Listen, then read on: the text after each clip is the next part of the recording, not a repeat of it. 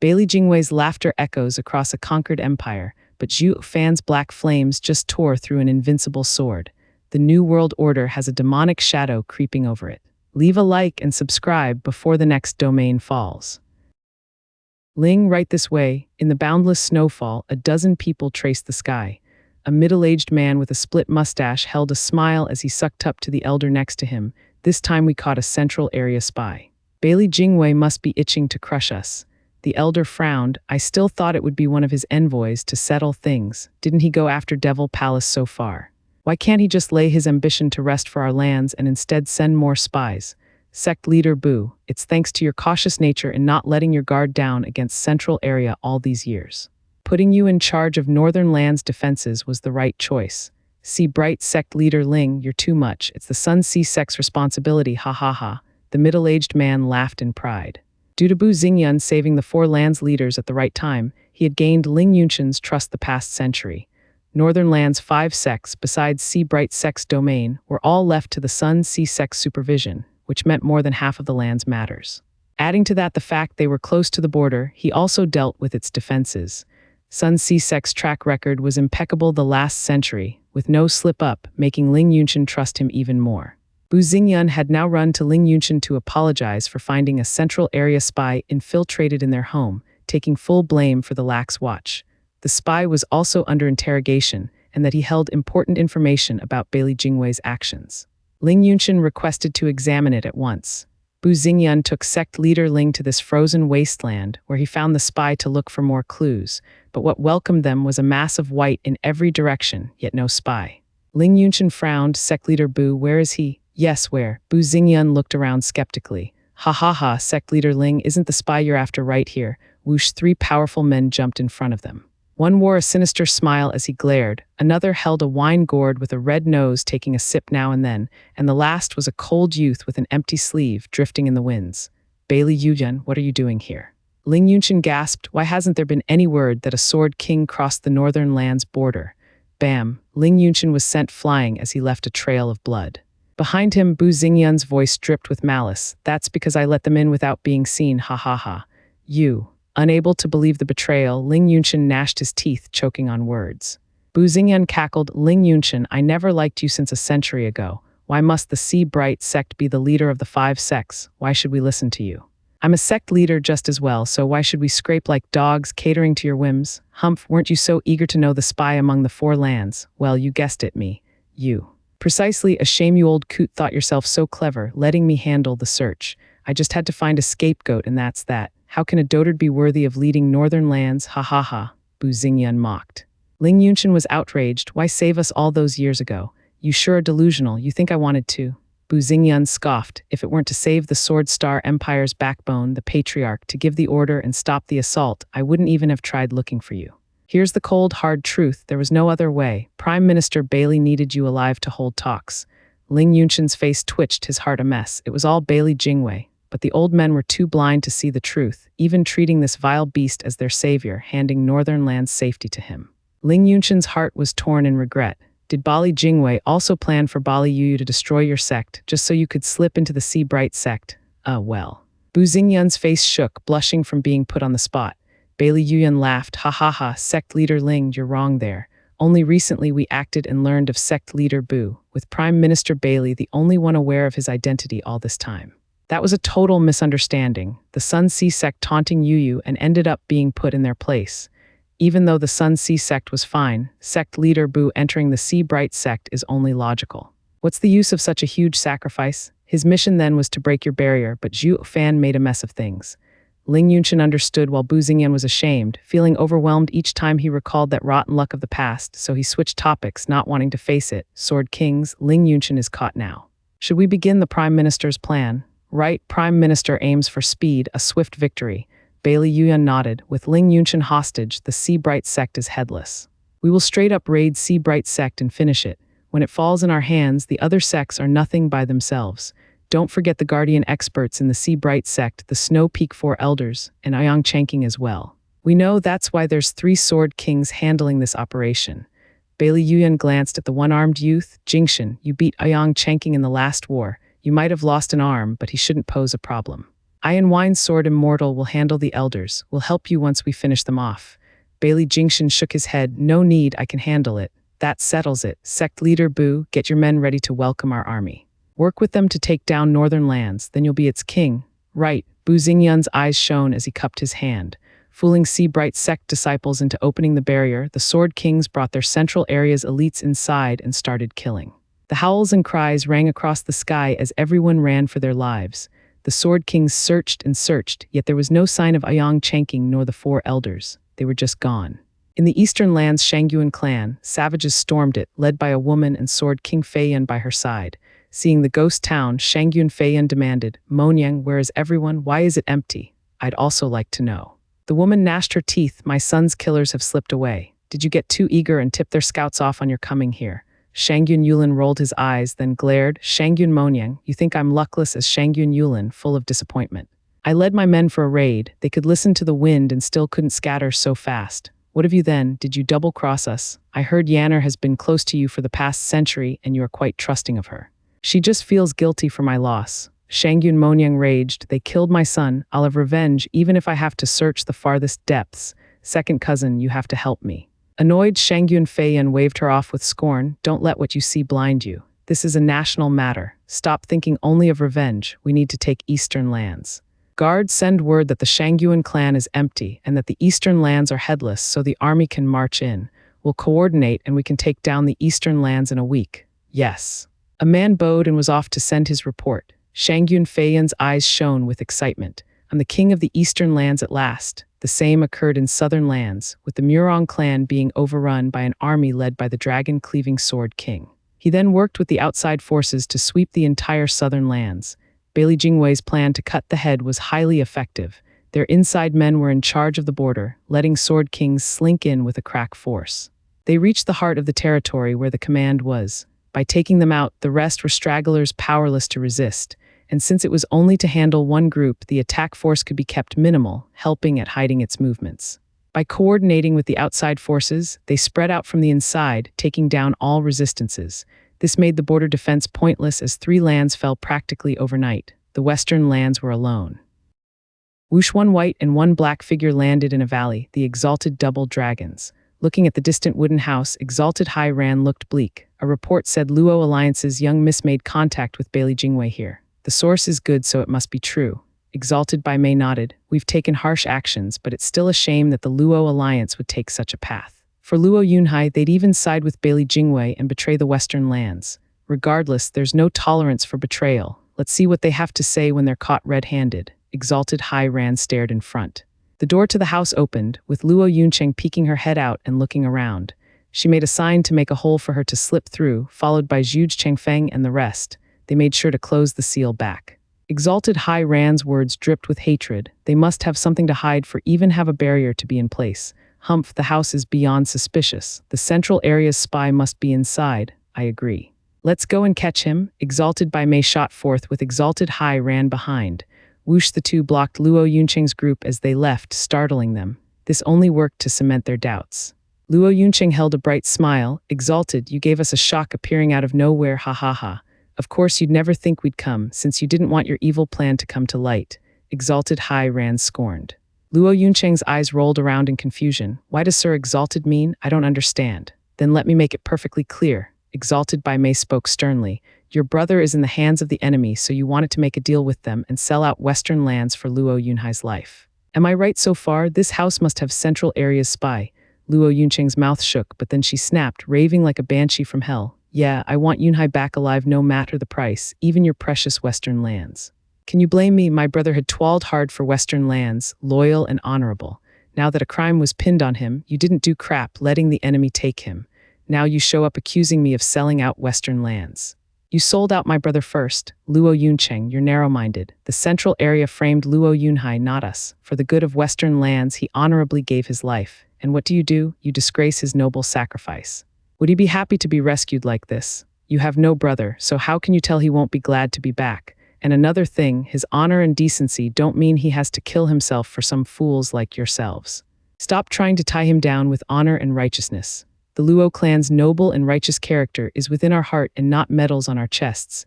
When honor becomes our clan's shackle, our unjust crime, that will be the day we will switch tactics, laying waste to everything in sight. I won't give a rat's ass about the Western lands people. Anything to get my brother back. You can survive, but we can't. Luo Yuncheng laid out all the pain and sorrow in her heart. Exalted by Mei held up his hand in fury. I'm not here to waste words on some petty woman. I have come to catch the Central Area spy, and you all will be coming to Double Dragon Manor as well to show all of Western lands the truth. Exalted by Mei went to the door and shouted, "Listen up, whoever you are, come out at once or I'll make you come out in pain." Ho, Western lands exalted are so feisty. Anyone can take the throne with no real contender, I see. You two have to work together to fight a sword king, but are worth nothing in the Central Area, while in Western lands you strut like kings. Western lands is a lost cause, ha ha ha. Ding, the sounds of zither were heard as harsh words came out. The Exalted's heart sank, turning grave. Who are you? The zither became louder and the wooden house exploded, with sword energy shooting at the two. The two worked as one against such onslaught, putting all their power in front to resist. But more swords remained, slicing forward and straight into the heavens, making them rumble. 7 notes obscure sword, the two cried out, "Zither sword king, Liu Mubai." The music became mellow as Liu Mubai smiled, playing the zither, but his smile held disdain. "You flatter me. What happened to your earlier demands? Didn't you ask me to come out or I'll know pain? Ha ha ha, well here I am. How will you make me suffer, I wonder?" The two shook in silence. The spy they were after turned out to be a damn sword king. Fighting together would only end up in a draw, unable to take him down. Luo Yuncheng, you have some nerve to bring a sword king into the Western lands. Do you not realize the risk? Exalted by Mei glared. What have you done? Luo Yuncheng's rose an eyebrow, sneering. Zither Sword King smiled. As Sword King, all acts have heavy implications. I have came here not to squabble, but for you too. Be nice and die, ha ha ha. Just you, the two scoffed as they showed all they had and more. Zither Sword King said, oh, not just me, with the Luo clan's help as well. Since I came in, others followed, ha ha ha. To be frank, I brought 1 million hardened soldiers deep into your home to raid Double Dragon Manor. Once it falls, the Western lands are headless, easy pickings for the 10 million army outside as we coordinate to take down Western lands. This is Prime Minister Bailey's plan to immobilize the head. How long do you think it will take? A week, maybe less. What? Exalted double dragons cried out in shock, having the time to curse Luo Yuncheng. You dumb broad, you doomed us all. The Exalted ran for the Double Dragon Manor, hoping to preserve Double Dragon Manor's strength before the plan succeeded and assemble the Western lands to defend.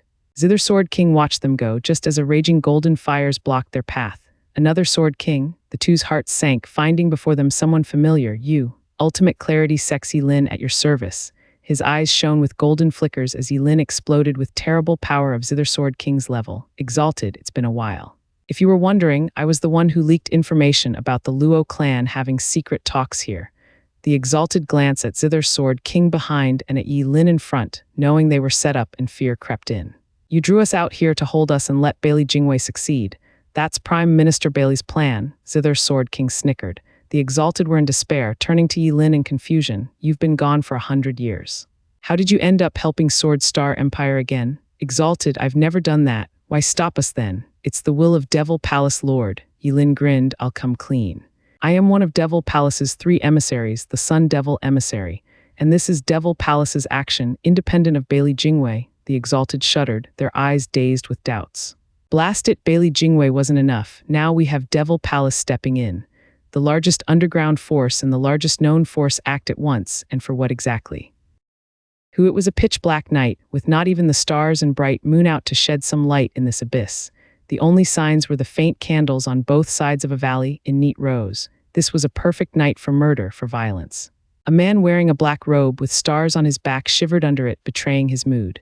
There was a huge crowd in front, all wearing black robes. They hung their heads in silence like eerie ghosts, with only the wind whistling and the candlelights flickering.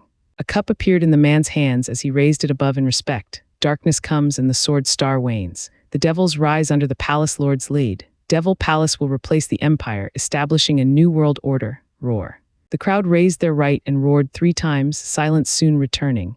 The Sword Star Empire's armies are split in 4. Their core is defenseless, the best chance for us to seize the imperial capital. The man turned grave, cut the head and the rest will follow. With imperial capital ours, the empire will be in chaos, paving the way for our rise. The world will be ours. The plans unchanged, attack when needed and block when explained. I offer this cup to the heavens, may our effort bear fruit. He drank the cup and smashed it to pieces. The group had their own cups ready, they're toasting a rumble for our efforts and the unstoppable devils. Bang all smashed their cups afterward, their eyes shining with battle lust. Devil Palace was coming into the light to usher in a brave new world. Star Devil Emissary, will the Dharma Kings be joining? A thin man in front raised his hand. The Star Devil Emissary glanced at him coldly. Since when did Devil Palace have to answer to you? Shrinking, the man was silenced, with only his eyes shifting around.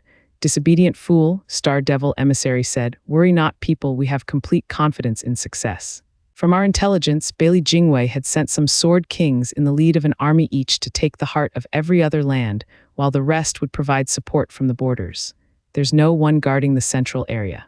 With our strength, taking imperial capital will be a piece of cake. There's no use of doubt, not when the devils are sure to win. Devils will win, devils will win.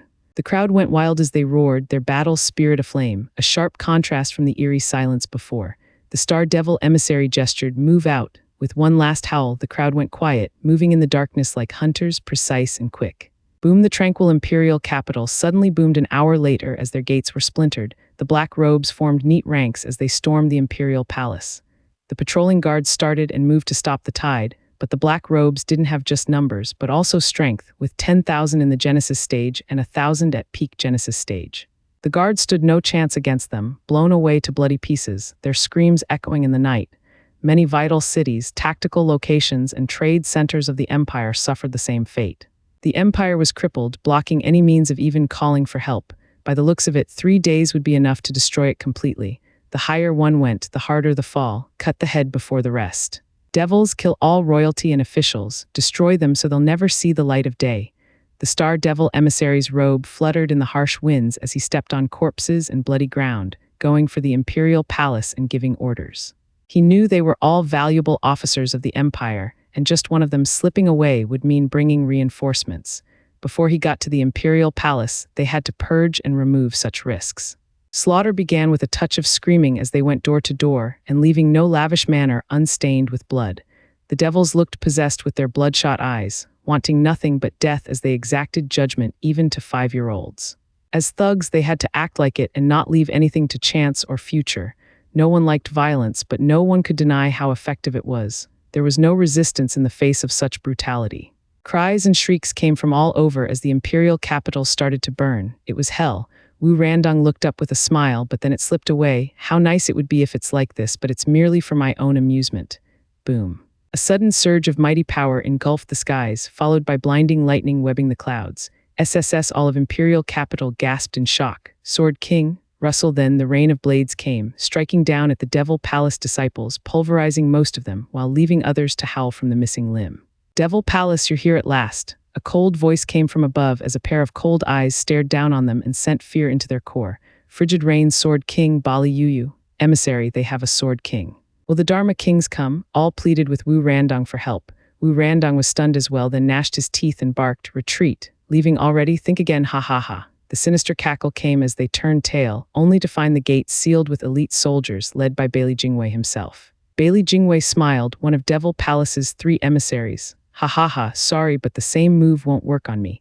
You made a mess of things last time while I was away. Such a mistake I won't ever make again. Sword Kings are supposed to be attacking the 4 lands. Why is one still around? Wu Randong stared, then mocked. Bailey Jingwei, what use is one Sword King? Our uprising isn't just in the Imperial Palace. We may lose here, but other cities will fall. Your empire will be crippled beyond your imagination. Bailey Jingwei nodded. The empire's military, trade, and transportation will be damaged, along with who knows what else you might destroy. But what makes you think I haven't taken precautions for those areas as well? Wu Randong flinched. Prime Minister, my task is complete, and I have returned. A thin guy next to Wu Randong walked to Bailey Jingwei and bowed. Wu Randong shuddered. You, Star Emissary, I thank you for all your care these years and for making me your deputy, but I was always with the Prime Minister. The man bowed with a smile. Wu Randong's eyes twitched in anger. Bailey Jingwei laughed. Did you really think I only just noticed you? I've been aware ages ago, being patient for the spies I sent among your higher ranks. But I must say, Devil Palace sure is tight. After so many years, my spy only got up to deputy emissary. I knew that was the limit, so I no longer waited and acted. Your uprisings have all been accounted for, fended off with Sword Kings. In fact, the forces attacking the 4 lands aren't Sword Kings. That was fake info I gave you and you fell for it. Randong howled. Devil Palace disciple, kill them all. Yes, sir. The men charged at Bailey Jingwei with the intent to kill and break the enemy lines. Wishful thinking, especially when they came prepared. Bailey Jingwei grinned and stepped back as he signaled. The soldiers behind charged, using this chance to end all future uprising with this one. Blood flowed once more, the clamor deafening. Only this time it wasn't a one-sided slaughter but a bloody battle to both sides. And all were driven to kill the other. Devil Palace disciples were elites in their own right, making even the thinned empire's armies have a tough time handling them. But with a sword king around, Bali Yuyu, raining death from above, the Devil Palace side could only howl in pain as they were butchered. Star Emissary, where are the Dharma Kings? We can't take on a sword king. Star Emissary, call a Dharma King to help. Just where are they? Star Emissary, why isn't a Dharma King showing up? What of Palace Lord, Og? Wu Randong's ears were drowned in the screams of his brothers, but his face was hard, his eyes closed. Zhuo Fan's words played in his mind, you'll have to endure for a bit. Humph, what's so bad with a bit of pain? As long as the empire falls, I'll even accept being cast away. Wu Randong roared with fury, joining the fray without any qualms for his life.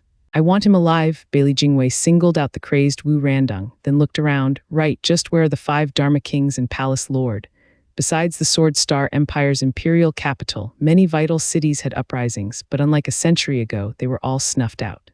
3 days was all it took to take them all down. All dissidents were either killed, wounded, or in custody with hardly any real damage. The underground society in the empire was thus purged. Even the scouts and spies were soon caught thanks to the betrayal of other spies. Devil Palace had been removed from the central area down to the last man. A week later, Devil Palace's deputy star emissary was in the Imperial Hall, reporting, Your Majesty, Prime Minister, from what I've seen, the Empire is free of Devil Palace.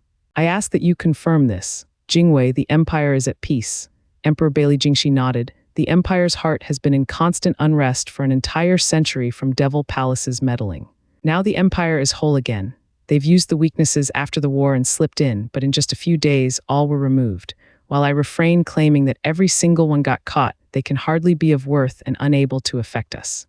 Devil Palace is so secretive. The deputy emissary knows hardly half of its affairs, but by drawing them out and along with the deputy emissary's info, the devils hidden in the empire were driven to extinction. Bailey Jingwei was in a good mood too. The empire has order once more. I can send the armies without worry the empire might come under another uprising. With internal affairs resolved, it's time to focus on external matters. Bailey Jingxi eased as well after a century of deep worry. We now have to wait for news from the 4 lands, ha ha ha. That side should be fine. Let's talk about this one first. Bailey Jingwei nodded and said, Has the identity of the Devil Palace Star Emissary been found? Who is he? The Deputy Bode, Prime Minister. I've been looking into him these few days and found him to be Serene Shores Trading's second young master, Wu Randong. It's really him. Bailey Jingwei sneered, Humph, I just knew the survivors of Serene Shores Trading started the unrest 100 years ago. Only they had the grounds to connect to the entire world and create such a huge faction. The Deputy Bode, I am in awe of the Prime Minister's insight. Since Devil Palace is a cover for Serene Shores Trading, why is he just a Star Devil Emissary and not the Palace Lord? Ignoring the blatant bootlicking, Bailey Jingwei huffed, Did you find anything about Palace Lord, the kings, and the other emissaries? The deputy deflated. Prime Minister, Devil Palace Lord is like a shadow while the kings barely show themselves. The other 2 emissaries are also secretive, hardly in contact with other disciples. The Star Emissary is also secretive, but far more familiar to the disciples and handles most matters of the palace. He united the disciples in 3 lands and had great power. And, apart from Star Devil Emissary, none in Devil Palace knows who those 8 people are. Bailey Jingwei shouted, Let's go to the second young master and find out just how great Serene Shores Trading's master really is. Bailey Jingwei flicked his sleeve and left with the humble deputy. They went through the dark jail and many gates to arrive at a dim cell. Wu Randong sat with his sealed cultivation on a straw mat with eyes closed. Clap ha ha ha, the second young master looks settled in, gone is the fire from a century ago. Being Star Devil Emissary helped smoothen those edges and made you grow up. Bailey Jingwei clapped and laughed. One thing I don't understand is, since Devil Palace was once Serene Shores Trading, why would you leave this big project in the hands of someone else instead of leading it yourself? Wu Randong mocked. The seat of power has always been taken by the able since time immemorial. I have not the skills to fill it and thus let it go. It's fortunate too, not harming everyone like this. What are you saying? Bailey Jingwei fixed his eyes on him. Wu Randong held a snicker. Palace Lord warned me when he entered seclusion for me to be calm, resuming the plan when he came out. But anger got the best of me and seized the chance to act without permission. As a result, the toil put years after years into the central area was ruined. I'm sad but also glad. For I am not the palace lord, and only the central area's side was destroyed instead of the entire devil palace.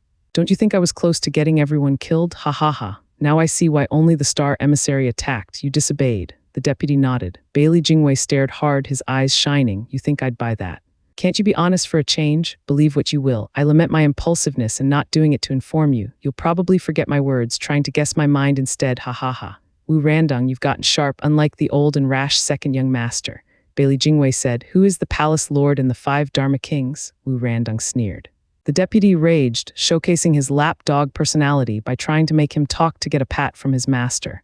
But Bailey Jingwei waved him off. I never use violence for confessions because anything said under pain can't be trusted. Bailey Jingwei smirked. Guard announced that Serene Shores Trading, the current Devil Palace's star devil emissary Wu Randong, is to be executed 10 days later by heavenly punishment. Let all lands know, Wu Randong scorned, threatening me. No, only telling your palace lord to come out. He is shrewd and decisive. He won't fall for such an obvious trap. Wu Randong chuckled. Bailey Jingwei snickered as well. I know anyone could see the trap from a mile away, but some traps can't be avoided.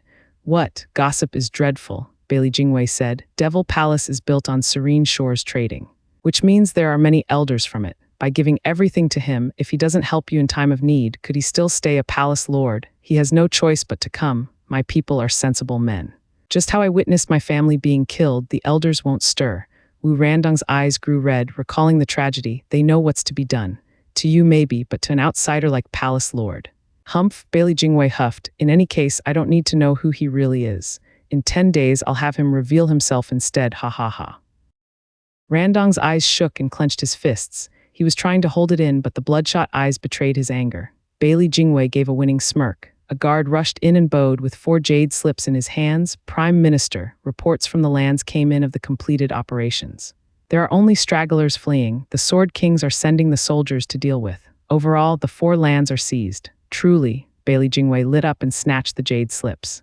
He read them and exploded, ha ha ha, a new world order. My nation rules all the lands at long last. Next remains handling the 2 dissidents. With them out of the way, humph, Bailey Jingwei smirked and shouted, have all officials assemble in the imperial capital. His Majesty will bestow rewards and titles to celebrate this momentous occasion, ha ha ha. Yes, the guard looked pleased as well as he ran to carry out the order. The deputy emissary glanced at Wu Randong with mockery, then slammed the cell door shut. Their steps echoed in the distance, leaving Wu Randong in solitude. Wu Randong grinned, Palace Lord's cunning is flawless. He had me practice emotion and facial expression control. It took all I had not to laugh in Bailey Jingwei's face, ha ha ha. Wu Randong let out a carefree laughter, sharp like a crow's that sent a chill down one's spine. 3 days later, Zither Sword King sat in Double Dragon Manor's heaven-reaching pavilion as he played a soothing tune matching the scenery. A ruckus sounded out of nowhere, disturbing the peace. Zither Sword King's hand halted and he sighed. Uncultured Philistine. Zither Sword King shook his head, finding Li Jingshan bringing her thuggish venerable along with a bow. The Luo clan has blockaded western lands and is hunting down the stragglers. How might we be of help, Zither Sword King, having called us? Zither Sword King gave them a look like a service clan. You're not a good fit with me. Music is wasted on you. They shared puzzled looks. How's the hunt going then? Even if some escape, they can never be allowed to leave western lands. The Luo clan has lived the military way and is more than efficient in this. Those remnants won't escape us. Zither Sword King can rest assured. Luo Yuncheng spoke with pride and a smile. Zither Sword King eased and took out a jade slip. Prime Minister Bailey sent word, calling all ministers and officials to the imperial capital for bestowal. You've helped make things easier by working with us and have most credit for this achievement. You shall come with me. Bailey Jingwei will release Yunhai. Luo Yuncheng was stern, snatching the jade slip and looking at it with hope. Zither Sword King nodded and resumed playing. In Northern Lands Sea Bright Sect, Bailey Yuyan took the highest people to Sect Leader Hall, coughing, ahem, you've done well, everyone. Report, the past few days were spent with the Sun Sea Sect working with the 3 Sword Kings and the central area's 10 million soldiers at the borders to clean the northern lands. Without the Sea Bright Sect leading, the other 3 sects were aimless, killed off so easily, but many people are hiding and scared, we couldn't find them. At the moment, we are conducting a wide search to root them out and leave nothing for the Empire to suffer later. Bu Xingyun was the first to stand in front with his head held high and his chest puffed out. Only Ayang Changqing and the 4 elders have yet to be found, posing problems. As Sword King level experts, Bailey Yuyan waved him off. Ha ha ha, leave it be. What of it anyway? The northern lands are ours, so what can they possibly do? They'll end up surrounded like last time. The invincible sword had been surrounded then and had suffered so, which means they will only have it worse. Ha ha ha, Bu Xingyan choked, noticing Bailey Yuyan's cold glare.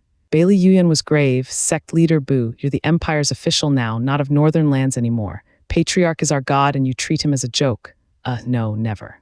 It's Sir Hu, I only said how to deal with them, not hinting Patriarch, but you, Sword King, I was wrong, spare me please. Bu Xingyan wailed in tears, blast it all to hell. You started going back memory lane and now you pin it on me? Were you setting me up? Damn right, it's a setup. Bailey Yuyan sneered inside, his eyes shining. Never mind, I'll overlook it the first time. Just make sure to remember that Patriarch is never to be questioned.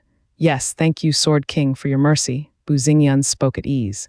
Bailey Yuyan nodded and showed a jade slip. Prime Minister Bailey called everyone back to the imperial capital for their rewards. Sect leader Bu, you are the Northern Lands King and it will soon become official as well. Ha ha ha, congratulations. Bu Xingyan was overwhelmed with emotion, but he noticed Bailey Yuyan's smirk and he realized. Curses, did he set me up because he eyes my power as Northern Lands King? Sword King, you jest. It's all due to Sir's help in earning this glory. I will never forget it. I shall listen to Sir's every word even if named king. Sect leader Bu is so polite, Bailey Yuyan chuckled. A Northern Lands King was like a regional governor having great sway in the empire. Being the Northern Lands King, I will rise in status in the empire, and Bailey Yuyan is using him to get higher too.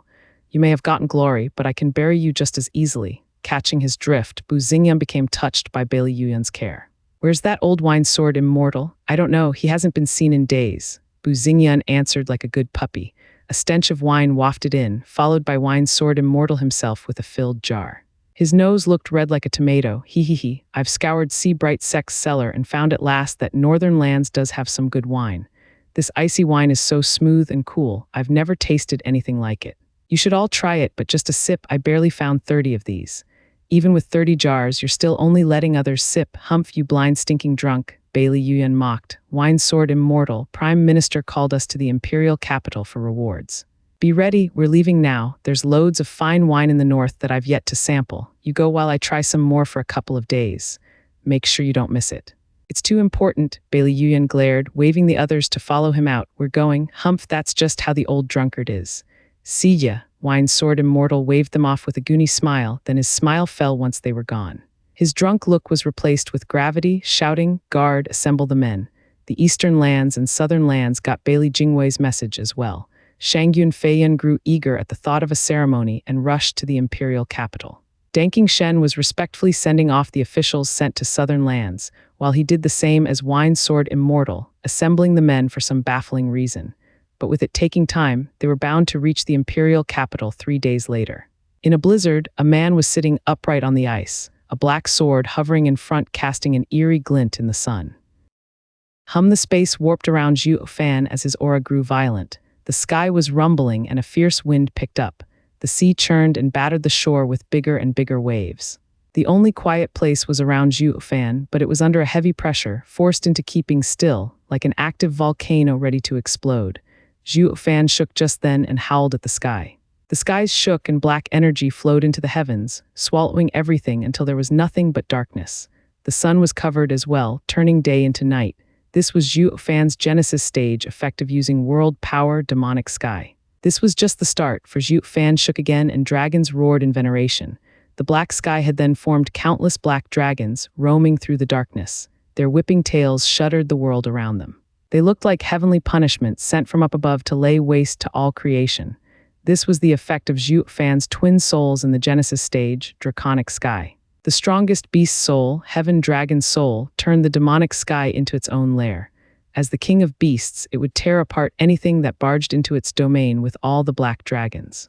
It was beyond even demonic sky's sword dragon. Danking Shen dragon-cleaving power was more like a strengthened spiritual weapon.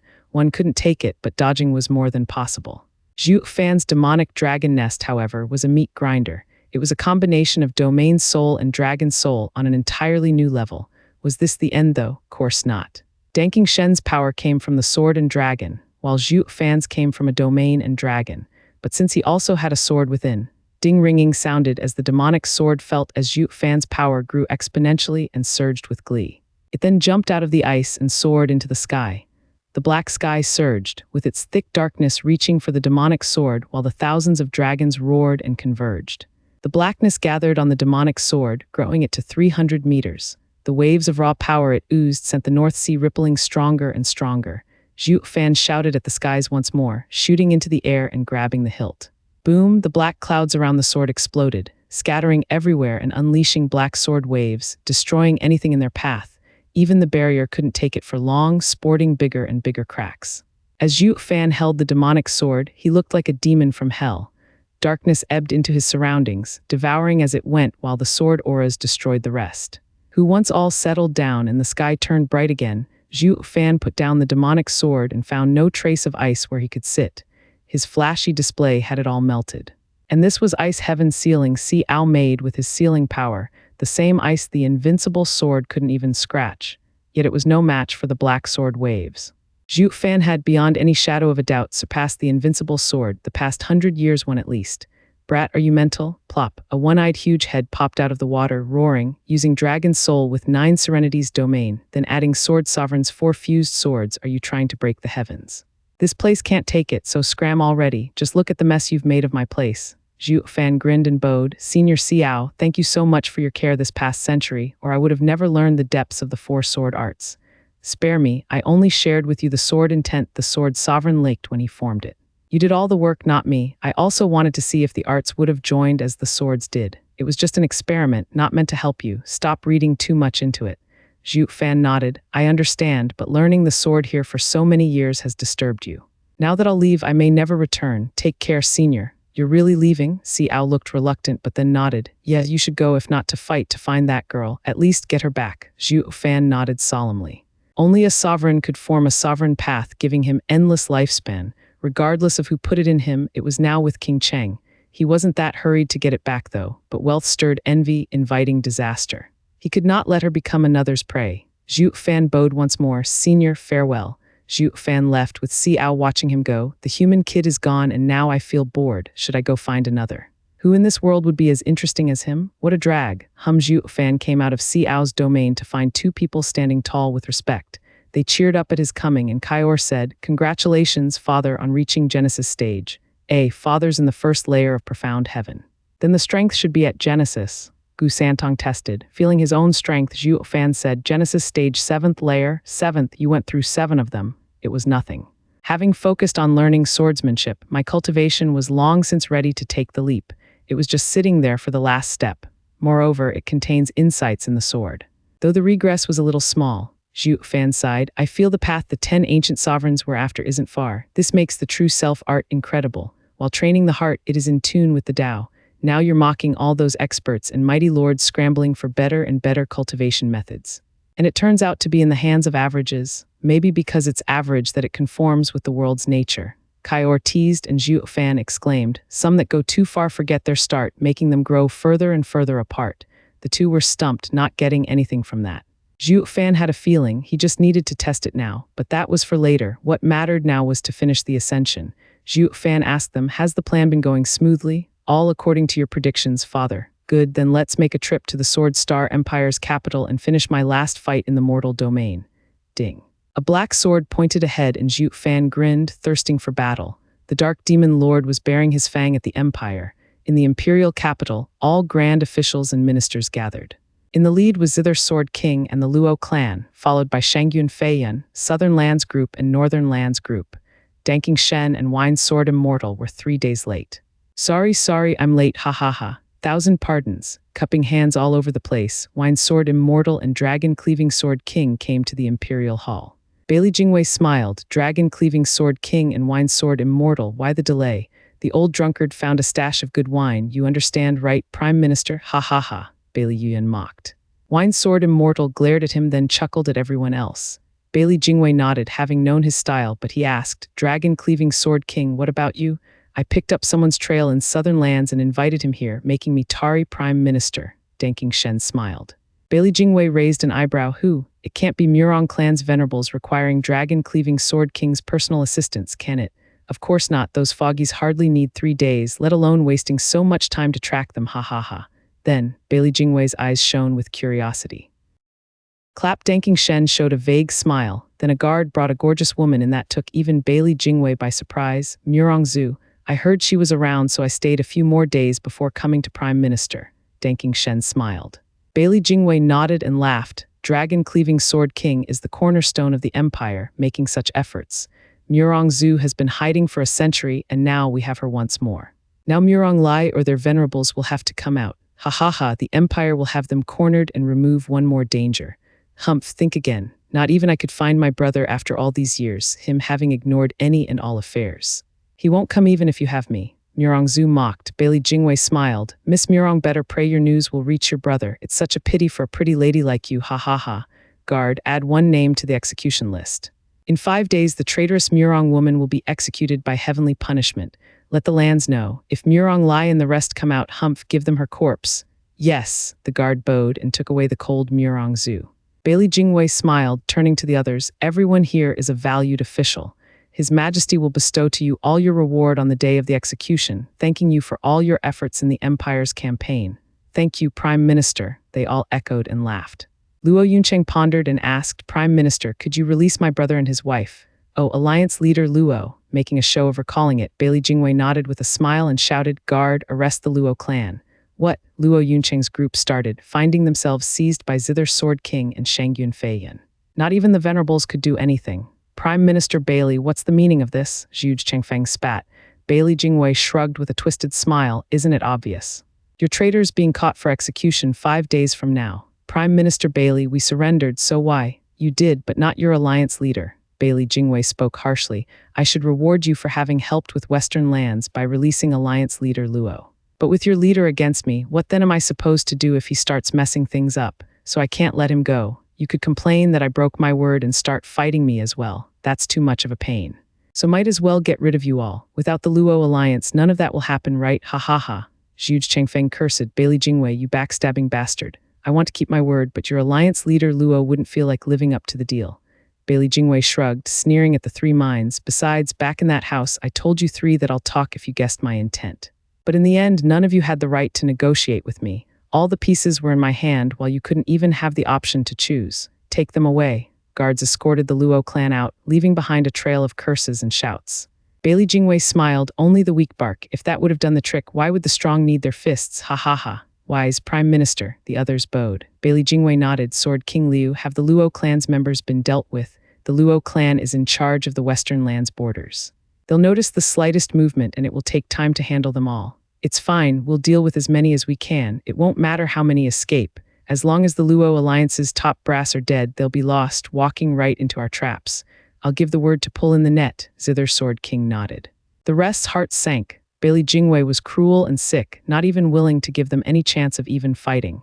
Ignoring the obvious discontent in others, Bailey Jingwei's smile never left his face. Everyone can now take rest in your quarters in the Imperial Palace. In 5 days, the ceremony will begin. As for Luo Alliance, you don't have to worry. I'm not one to throw people away. I always reward those that have the good of the Empire in mind. The Luo clan was too ambivalent and had to be resolved. You understand. We're amazed by the Prime Minister's thoroughness. They all bowed. Bailey Jingwei left pleased as the rest disbanded while whispering about the event.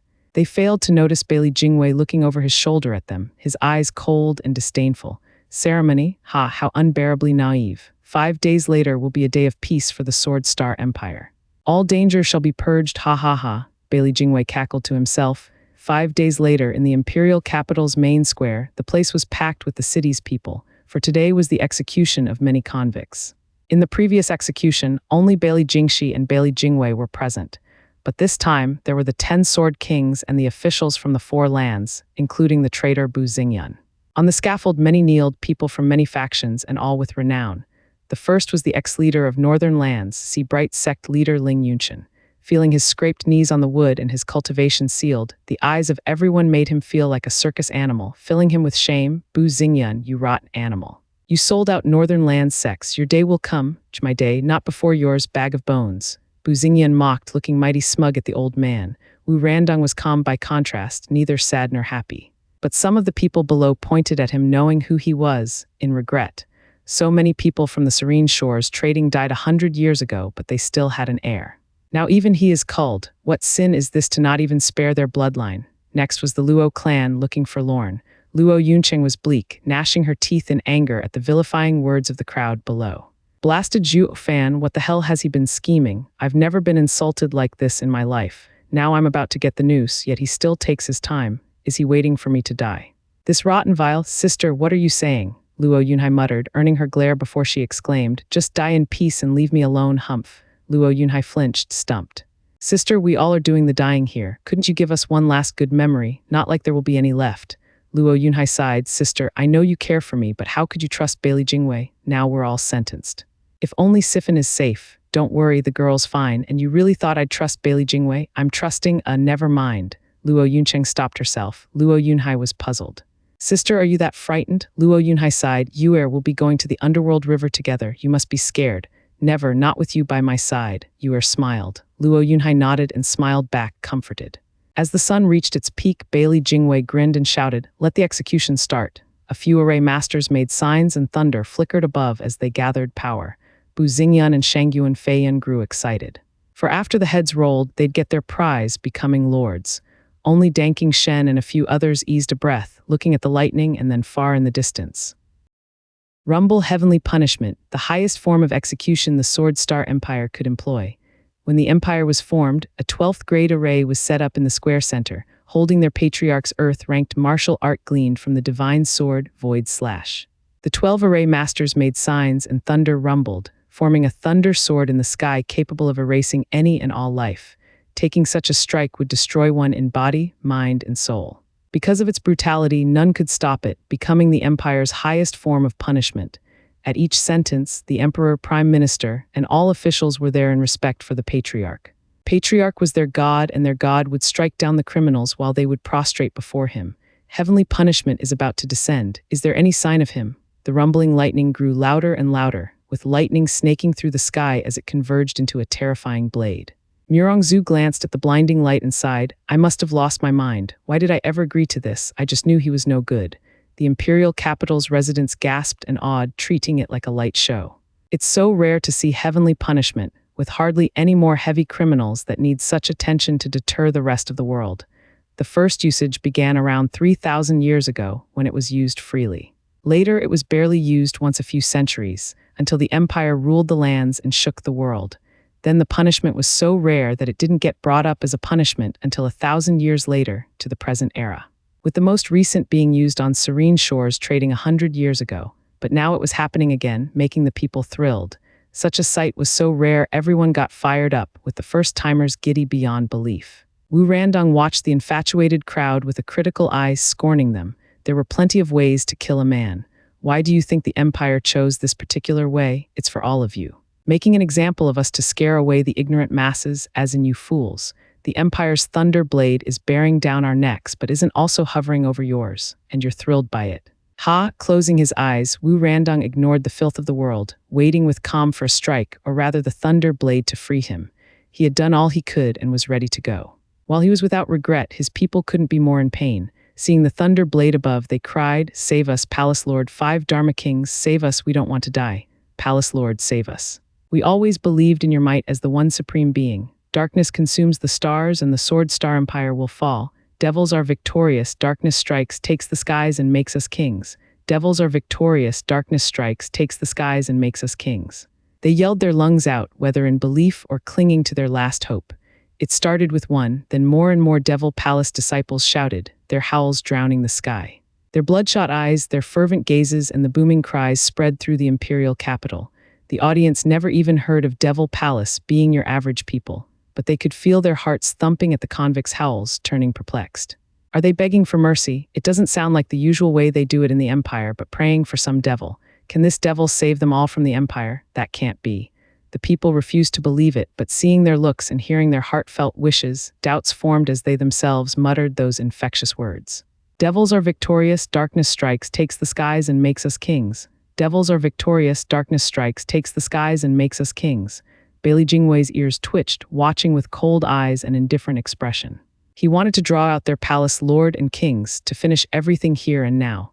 Once Devil Palace was gone, everyone would see the might of the Empire, its invincibility. But if he was a no-show, the harder these guys shouted, the heavier the blow to Dark Demon Lord's name would be. What can a strong man do when he can't even rally men? How can he ever compete with an empire? Ling Yunshin and other captives heard the Devil Palace disciples and their mad shouts but shook their heads. Are they cultists? Have they lost their minds? With 10 sword kings watching, you expect some lord to come here in enemy territory. The invincible sword of before was the best example of human wave tactics. What fool would risk his life for you all? Wake the hell up. Luo Yunhai shook her head. They're so naive to think the leadership would care for the little guy. The dark demon lord would never come. Quiet, Yunhai, even if it's not for them, it'll be for us. Luo Yunhai started, turning a piercing stare at his sister, asking in confusion, Sister, what makes you so sure? You know this dark demon lord. You know him too. He's... Rumble. The thunderclap drowned her voice as the thunder blade 300-meter long was done and fell on their necks. Bailey Yushin's power wasn't something anyone could take, even if that was a couple thousand years ago. Everyone would be dead. Boom, the dreadful power rushed down on its victims, crushing their hearts and still no savior in sight. The best chance was before the thunder blade struck. Now it was too late. Feeling abandoned, Devil Palace disciples' blind shouts turned weak and soon into sobbing, Palace Lord, that dead man doesn't care at all about me. Luo Yuncheng saw the blade coming down and cursed. Luo Yunhai was calm, then he faced his wife with a smile. Let's go together. Let's, husband, Yuer smiled back. The two closed their eyes, welcoming release. Bailey Jingwei smiled in pride. Dark Demon Lord is nothing, ha ha ha. Everything will end with no chance of turning it around. Earth-level Devil Palm, a calm voice echoed throughout the square, one of disdain. The boundless space held one long shadow. It grew fast to the size of hundreds of meters, taking the shape of a black hand. The thunder blade felt stifled, its oppressive power sapped as it halted its descent. The victims were gaping. Bailey Jingwei jumped to his feet, clenching his fists. He actually came. The people started in utter shock. It stopped. The heavenly punishment was stopped. How can the godlike Bailey Yushin's earth-ranked martial art be blocked? Who did it? With a cooling breeze, clothes ruffled. People whipped around their heads to see a man in white with covered eyes, the picture of godhood, floating down on the scaffold and bearing a snicker. The face had them all frozen, the smile giving them the feeling he held all the power, all the secrets in the world. Zhuo Fan, Bailey Jingwei cried out in utter disbelief, his eyes trembling. Whoosh, the 10-sword king stood, watching the familiar figure with amazement and some glee. Bali Yuyu was beaming with joy. The brat is alive. He's still alive. Boom, the violent lightning above grew more explosive as it burst with fury. The Thunderblade wanted nothing more than to exact its judgment and destroy everything. The Black Palm had something else in mind, though, blocking and shielding the area by stopping its descent. Zhuo Fan was quite casual, floating over on the scaffold. None made a move, for not even Bailey Jingwei and the Sword Kings could come out of their shock at seeing this deadly enemy. The guards stayed put, for they were just like the common people, gaping at the heavenly punishment being blocked for the first time. Zhuo Fan was like a god coming down on this world, letting him reach the scaffold with no hindrance, approaching the kneeling victims. None made a sound, making every word echo. Stinking brat, when have I ever taught you to compromise against a tough enemy? Luo Yunhai was waiting for his end, but flinched at the familiar words. He then opened his eyes to see in the blazing sun the same face he knew all those years, tearing up at the reunion. Alliance leader Luo, the second best man in Western lands, ended up acting like a child, big brother Zhuo. Master, Steward Zhuo. The others snapped their attention and cried out in joy. The pillar of the Luo clan had been gone for more than a century, but now he was finally back, the first steward Zhuo Fan. Luo Yuncheng's eyes reddened, glaring at him in anger and even more joy as tears fell. The Luo clan's happiness made the other convicts open their eyes with a start.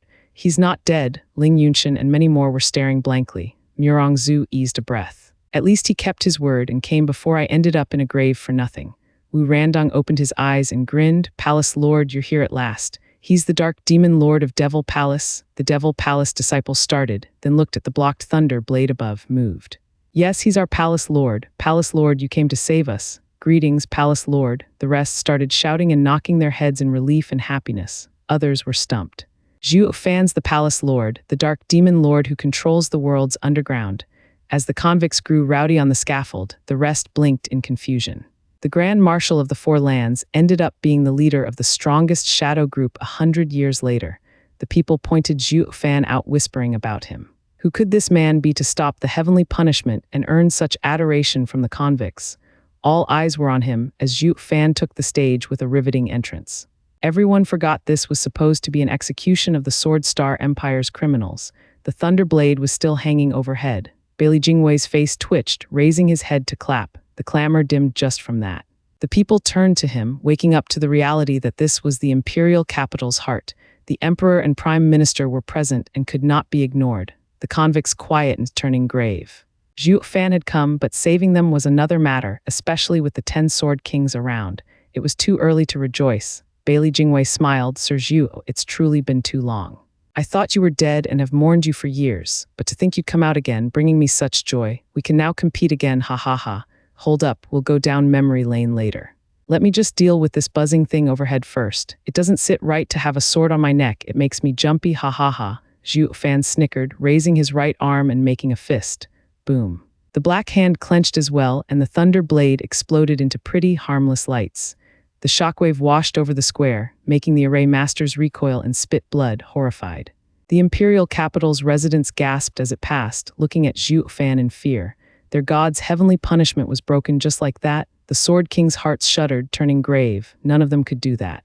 His power is on a different level. Zhuo Fan brushed his arms of imaginary dust, smirking at Bailey Jingwei. Now then, Prime Minister, where were we? Bailey Jingwei's face fell, but put on a smile. Ha ha ha, Sir Zhuo is mighty in sword and the pen, I just cannot compare. But there are times that not even a great talent such as you can make a difference. What makes you so sure? Isn't it obvious? Sir Zhuo had been in seclusion these days, and I moved with speed to secure the 4 lands. Bailey Jingwei laughed with pride. With a new world order in place, no matter how tough you are, you have no assets, without support, and can't do anything to change that. While I can move the entire world into rooting you out, the same tactic you used before, coming alone into the heart of the empire, only got you trapped, hee. Ling Yunshin sighed. They had the 4 lands as support before and could hold off the central area's armies. But with the lands fallen, there's no resistance left. Who can face an entire world by themselves? Bailey Yunshin only faced the soldiers of 2 lands and was close to breathing his last. Now Zhuo Fan alone would. All shook their heads in despair, not optimistic of Zhuo Fan's chances. Only a few Luo clansmen held their calm. Zhuo Fan had a quirky smile. Prime Minister, you're right about one thing. Alone, I don't have the strength to fight the might of the current empire without men or support. Only what makes you think I'm alone? Wah, Bailey Jingwei's heart sank, then became frantic. I've removed Devil Palace from the central area, and you think your forces in the other lands can stop the central area. Ha ha ha, is this a bluff? You'd have tried that already if you could instead of waiting until now. I don't believe you suddenly have the strength to fight the empire when 100 years couldn't help and your men are weakened. Zhuo Fan cocked an eyebrow. Some things you just have to believe, maybe it's true. What's that supposed to mean? Bailey Jingwei tensed, his eyes fixed on him. Zhuo Fan grinned wildly. If the Prime Minister really wants to know, why not try understanding the 100-year plan? You'll see then. Advise me then, Sir Zhuo. Bailey Jingwei nodded. He would have scoffed at anyone else's request, since none could compare to his brilliant scheming genius. Only Zhuo Fan, his archenemy, was worth the attention after matching him every step of the way. They were like perfect chess partners. It'd be great to have a close friend to share his exquisite planning. His old enemy made for such a close friend. Then, Sir Zhuo, it all began with the World War 100 years ago. The empire had fallen in its harshest times, in turmoil, but I have never taken my eyes off the other lands. Xingyun and the rows of spies, Bailey Jingwei smiled. The World War may have been over and the empire's losses the smallest, but with Sir Zhuo using serene shores trading to fan the flames in our territories, you've pushed us close to collapse.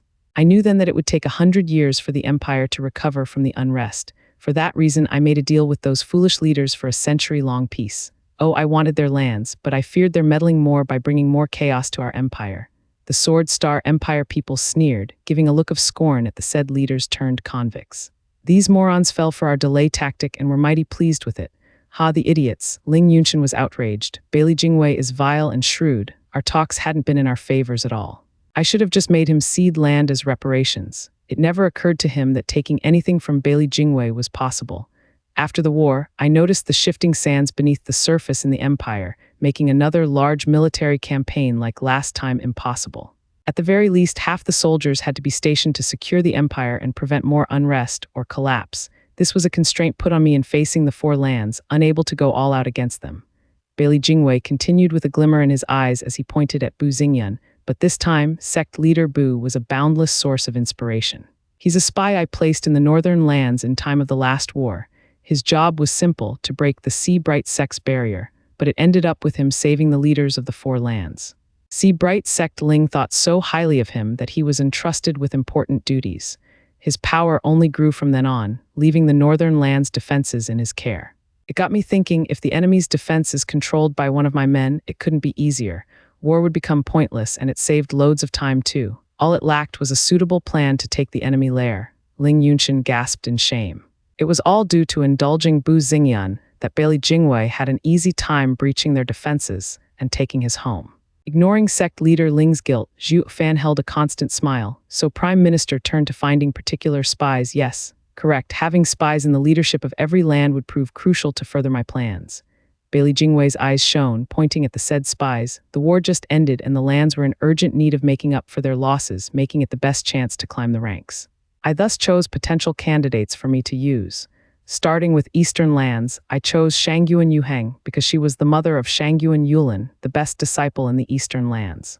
Shangyuan Yulin's position made me understand her status, but then Shangyuan Yulin turned traitor and died. His mother grew petty and hateful. This only helped more. The higher she went, the more she loathed the Shangyuan clan. Could you ask for a better candidate? Ha ha ha.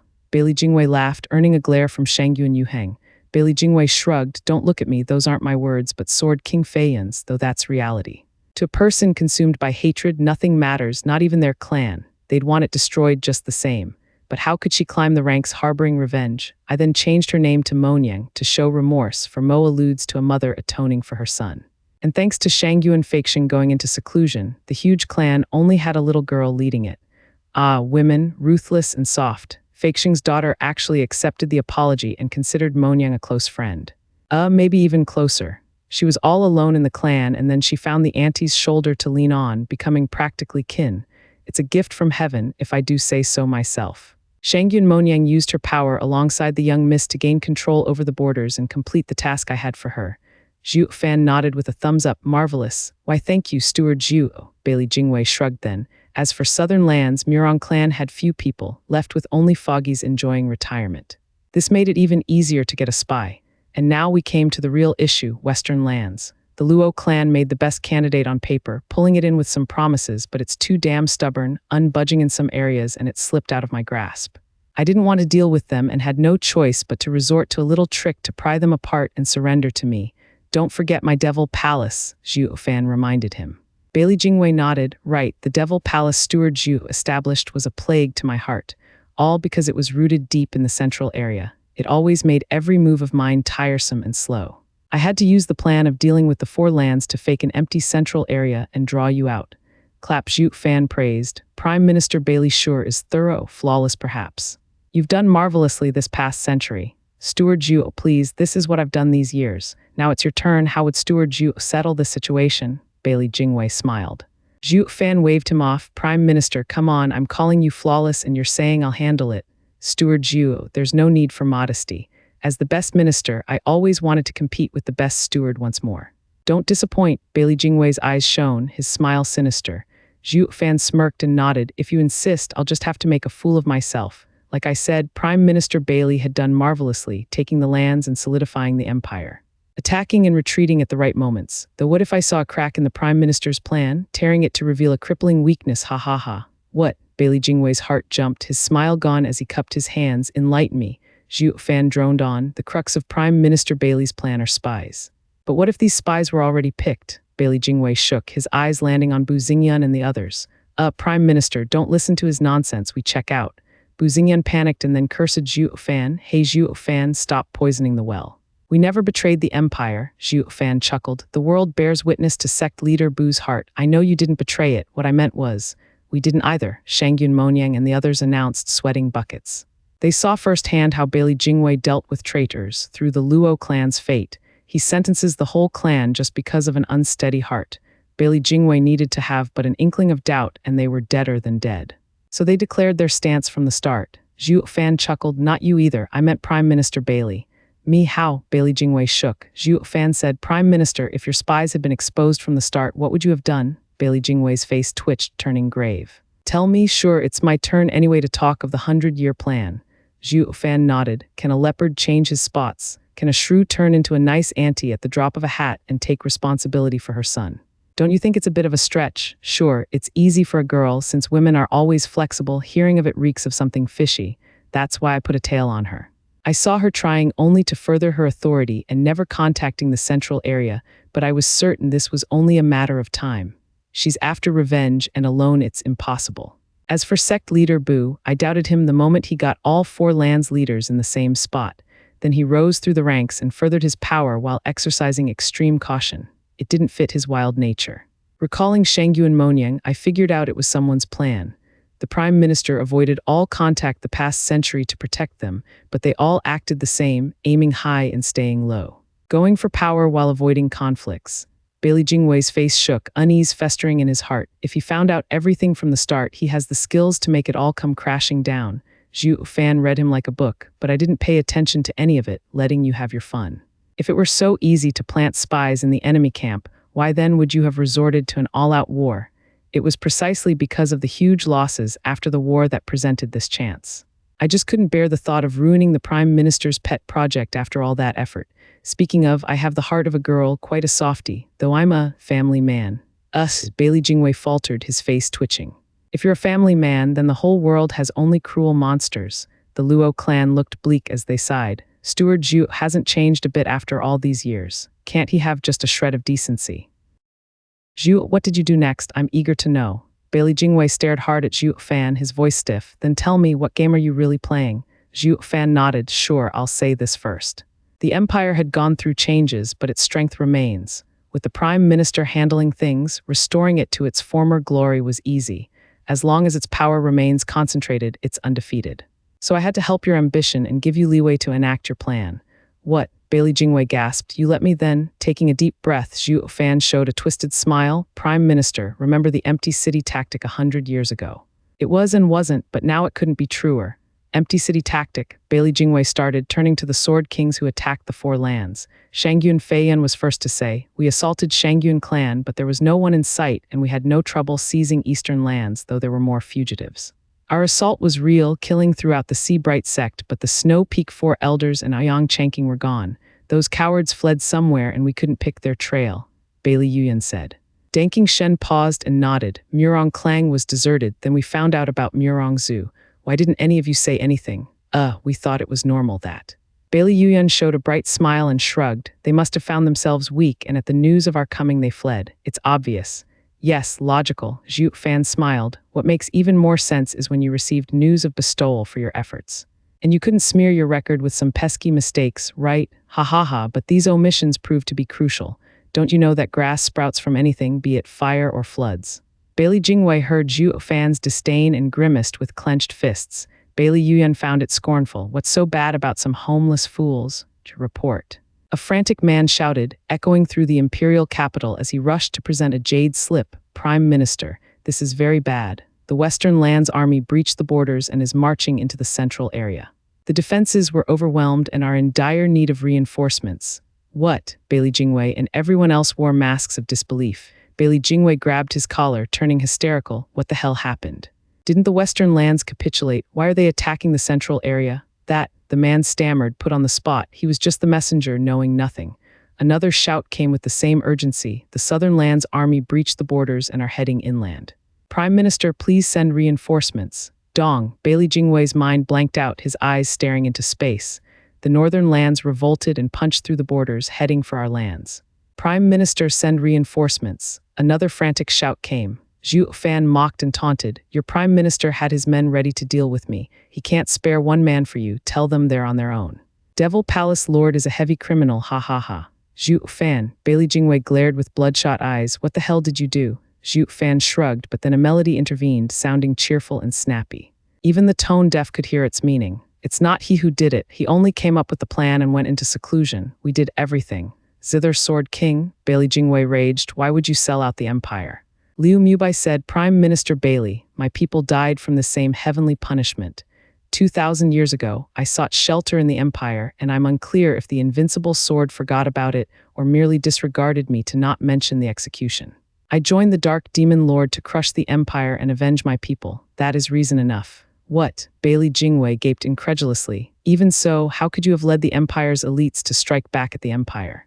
They all are loyal to it. You might get to lead them once, but they'll never go as far as to betray their country. Zither Sword King showed a vague smile, the zither playing, and if they never were central areas. Bailey Jingwei's mind stopped working. Zhuo Fan was kind enough to explain, Prime Minister Bailey, I told you, the empty city tactic now was genuine. Did you really think the Empire would seize the lands at the end? We'll see who takes over who soon enough. Bailey Jingwei staggered back in realization. Prime Minister, to be honest, while the Luo clan suffered, I have always been watching from the side, wanting you to make your move on the western lands. This way, the Empire's forces would scatter, while the men you sent into western lands had long since been destroyed by the Luo clan and Zither Sword King. The men posted in western lands are western lands soldiers in central area uniform that Zither Sword King helped hide. The border guards thought them as themselves and opened the arrays, followed by their immediate defeat under a sudden assault by western lands forces. The same for the other lands, Bailey Jingwei asked in shock. Zhuo Fan nodded, you're catching on, it was all a diversion. Thinking your world order came to be, your guard on the 4 lands loosened and the soldiers at the border were called back, giving the lands the perfect chance to strike. Ignore his foolish words, Prime Minister, the northern lands is ours. Bailey Yuyan intervened, for the way it was said painted every leader that attacked the lands as traitors. Zhuo Fan smiled with a red-nosed old man patting his shoulder. Bailey Yuyan, you don't have to explain yourself, that's the hard truth. Wine Sword Immortal. We took northern lands, but after you left, I ordered the army to assemble in a valley so that Ayang Changking and the others would kill them off. That's why it took me 3 days to come. SSSU, Bailey Yuyan gasped and fumed. The drunkard has always been sloppy, but actually so vicious when he wanted to be. Those were the lives of millions of elite soldiers. Bailey Jingwei turned his stiff head to Danking Shen. Dragon-cleaving Sword King was delayed for the same reason. Yeah, though I didn't have a good excuse like Wine Sword Immortal to fool you, so the brat gave me Miss Murong to use instead. No matter how suspicious you are, seeing such a prize you'll forget everything. And sure enough, he was right. You fell for it hook, line, and sinker. Danking Shen nodded. Bailey Jingwei was a glowing volcano now, looking now at Shangyun Feiyun, Sword King Feiyun, you can't also be. Prime Minister, I'm not like these bastards. You know of my hatred for the Shangyuan clan, with my land the only one stable, it proves. Report. A guard rushed in with a ready jade slip. The eastern lands is in revolt with fighting all over. Prime Minister, send help. Shangyun Feiyun flinched and Zhuo Fan chuckled. Yes, Sword King Feiyun was the only one who I never tried to turn. He's very much loyal to the Empire, as are his men. Though I wouldn't bet on them for help, Prime Minister, tied up with the sudden revelation of the Shangyuan clan, ha ha ha. Damn you. Bailey Jingwei pointed at him in rage, his ears turning red. In just 10 days, the campaign spanning the 5 lands flipped through a turnaround, from the Sword Star Empire ruling supreme to being attacked from all sides. Bailey Jingwei never saw it coming. He had lost once more to this deadly opponent. Fan raised the corner of his mouth, revealing his grand plan to the incensed Bailey Jingwei, Prime Minister. It was quite impossible for Devil Palace to grow without gaining some attention.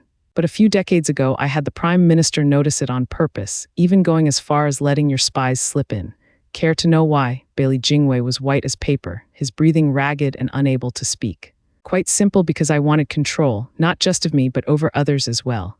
Zhuo Fan said, if you'd been in the dark of Devil Palace, then you'd go all out against the lands and we'd raise a revolt, though it wouldn't do any good. We both know how the First World War ended. With a couple of frightening words from you, the leaders of the lands were happy to follow along. You went home at once to douse the flames and keep the empire whole. No matter how much damage was done, all can be rebuilt in time. The empire would survive. So I let it slip into your reports that Devil Palace existed and even let you send spies to give you false control across the board when I was holding all the cards. With Devil Palace a thorn in your side, you'd never send all troops in. I controlled the rise of all your spies to control how fast you'd act. If you'd still been greedy like in the last war, you'd have struck only when all was perfect. Bailey Jingwei's rough breathing grew and he leaned on Bailey Yuyan for support. His raging eyes, however, never left Zhuo Fan. Zhuo Fan went on, you'd never have made your move unless you had enough intelligence, so I let it trickle over to your spy and led you along to believe you're in control. It was a stalling tactic really, since I wasn't ready, but once I was, I let your spies get the right rank and learn more info. That was only limited to the central area, since any info on the 4 lands would let the empty city tactic fall through, ha ha ha. Why did you make Wu Randong rebel then with all the shadow forces? Is it to draw my attention? Bailey Jingwei roared. Zhuo Fan smiled, with Wu Randong showing a wide grin. Prime Minister Bailey, that's what makes Palace Lords so brilliant. You went after the lands and faked an empty central area, aiming to catch us all in a trap. If I hadn't come out, your other Sword Kings would have been stationed here for nothing, and you would send them to the lands to fight, thus figuring it out. As long as Devil Palace stayed in the central area, You'd never know rest and would not advance your plans, making it a matter of time before the problems in the four lands would catch your attention. So we were thrown away to give you peace of mind. In your joy, you never bothered to check the war situation in the other lands, jumping to the next step, luring our palace lord and other enemies. You gathered all your forces in the central area, leaving the borders defenseless.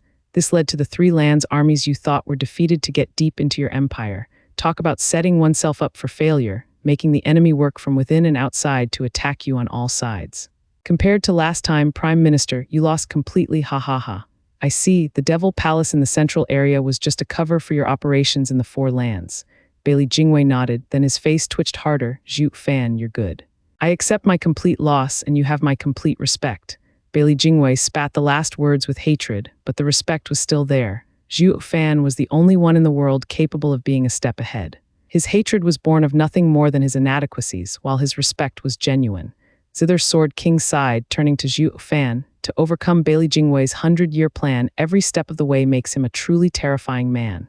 The others shared a nod, looking grave. Don't think you've won, the empire won't fall. It shall endure for a very good reason. Bailey Jingwei roared, pointing at the convicts. You wanted to save them, so I will cut them down first. Let's see how many you can protect by yourself. Empire defenders, Sword Kings, kill them, make his win a bitter one.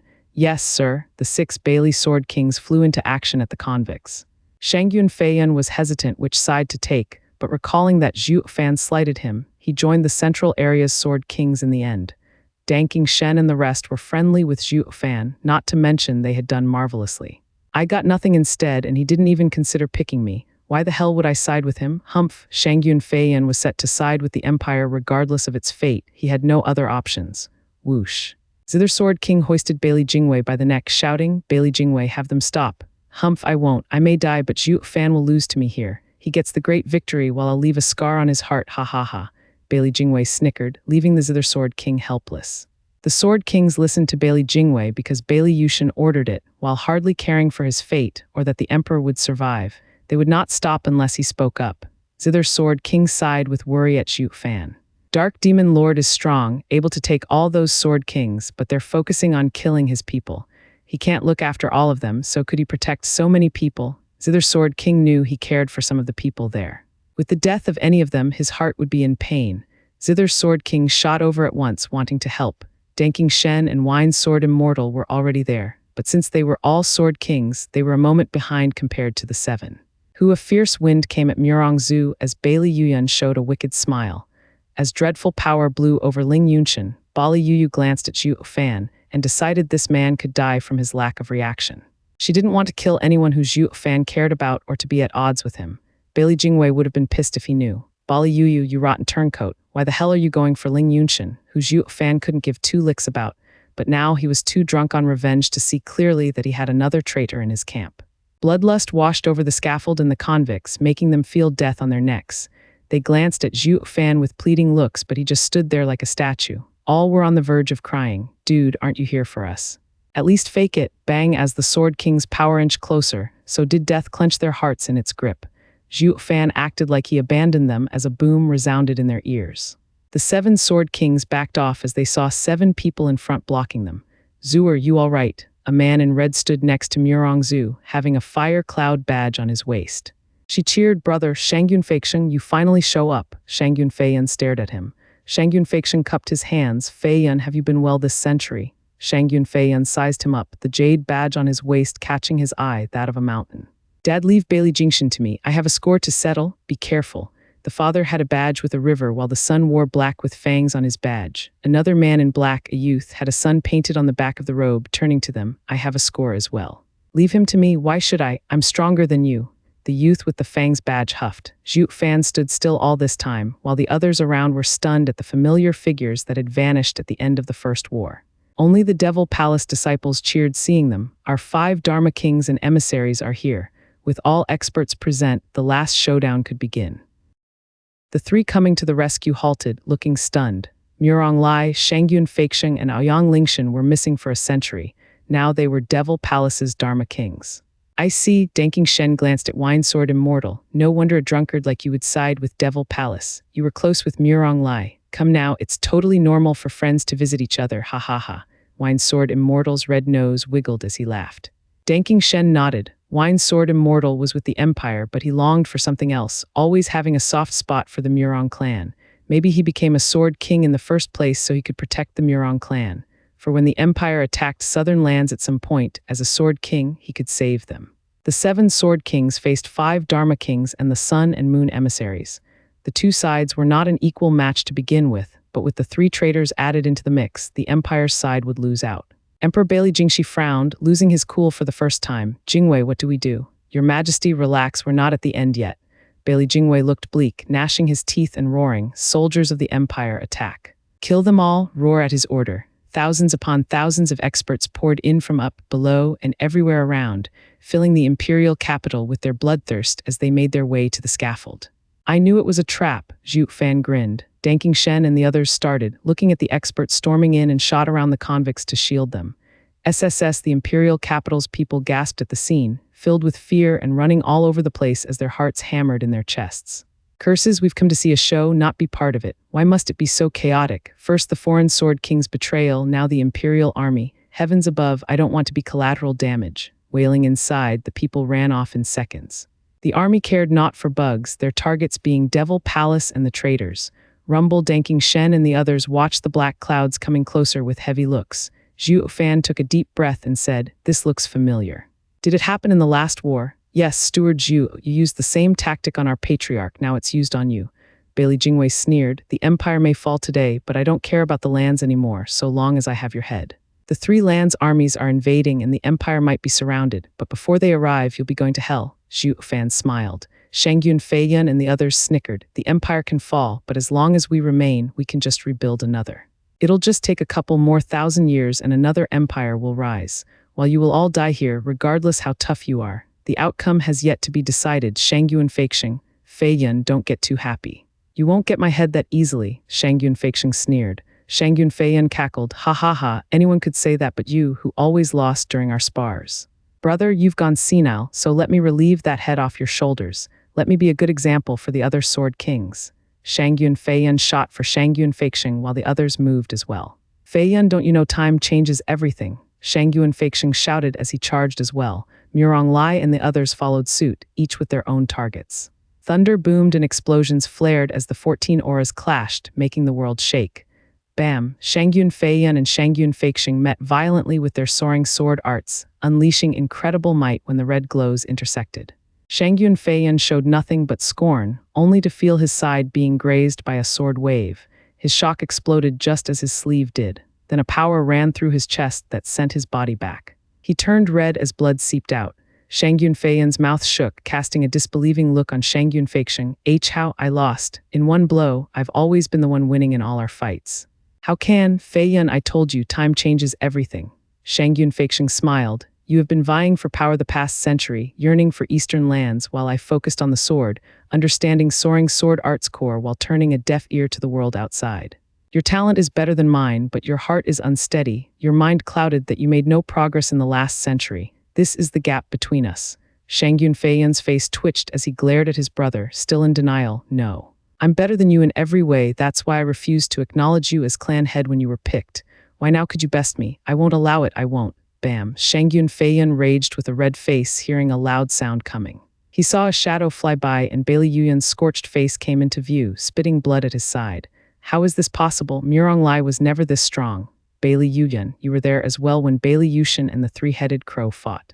Did you learn nothing from it? Whoosh red flashed and Murong Lai popped in his face, eyes burning with grief. How sad, a practitioner that could not see strength in another truly strong one. Are you really Bailey? Your talents are better, sharing blood with the invincible sword, but none of you inherited his ambition for true strength. None of you are like him. Bailey Yuyun squinted, glaring at the red figure with fear. Shangyun Feiyun shouted, you're both sword king level experts, yet you got done in by Murong Lai so soon, because he's beyond a sword king. Bailey Yuyun's eyes were hard. I noticed their eyes changed after Patriarch fought the 9th level spiritual beast as if their level changed. After 100 years of training, they rose higher, above a sword king. What? Shangyun Feiyun turned to Shangyun Feiyun and his faint smile. Among us 3, I'm still the weakest, with the worst talent and had yet to change. Only my mindset grew, having found a new understanding of soaring sword art. Now you should understand that first you're a martial practitioner so you could reach the Tao. That's what's important. With a clouded heart, you can have all the martial prowess, but never could you touch upon the Tao. Shang Yun Feiyan's beard shook in anger, but his heart sank. He just realized that facing his brother he always despised, he had fallen so far behind. It was entirely one-sided. The three, having gone beyond Sword King level, had no trouble dealing with the 7 Sword Kings. They were pushed back all the time, unable to even squeeze a draw. As for the soldiers of the Empire, they kept pouring in for the scaffold, but Danking Shen's group of 3 fended them off. But not even they fathomed those 3 old guys would go through such a change in a century. It shocked them to the core. Then they looked at Zhuo Fan with a glimmer in their eyes. It was obvious he had a role to play in it. Jingwei, both sides have Sword Kings, so why are they stronger than ours?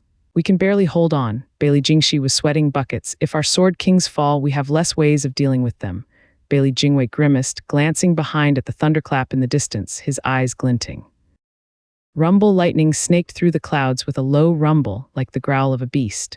The sky turned white in the distance. That was where the god of the Sword Star Empire, Bailey Yushin, was in seclusion. Even with the public square drowned in battle and killing, the powerful explosions left the people deafened. Zhuo Fan still stood straight on the scaffold, his eyes fixed on the thunder and lightning, waiting along with Bailey Jingwei. With a draconic roar, Danking Shen struck, turning the thousands of experts in front to floating ashes. With music, Zither Sword King's 7 notes obscure sword turned his enemies into mush. Wine Sword Immortal spurted wine, unleashing a firestorm that left nothing behind. The 3 worked together to stop the endless flood of soldiers looking grave. They knew Zhuo Fan was there, but they uttered no complaint. They knew kings went for kings and generals against generals. The Dark Demon Lord's opponent had yet to come. Rumble, a purple lightning flared and Kaior stepped in front of Bali Yuyu. Bali Yuyu blocked, making it a draw. Glaring at the purple-haired girl, Bali Yuyu patted. Where did the punk find such a weird expert, so young and so abnormally strong? I was thinking of throwing the fight with this girl for his sake. It's clear now that I was overthinking things. The girl is so ruthless that me going easy will get me killed. Curses, didn't the punk tell his people to go easy on me? Humph, he forgot everything then. Sister you, the purple girl giggled, teasing, it's been a while, but you're still as strong. Bali Yuyu gave her a long look, and you're, forgot me already, and you even faked being my mother. Kaior, Bali Yuyu started, her eyes wide, you're all grown up and so strong too.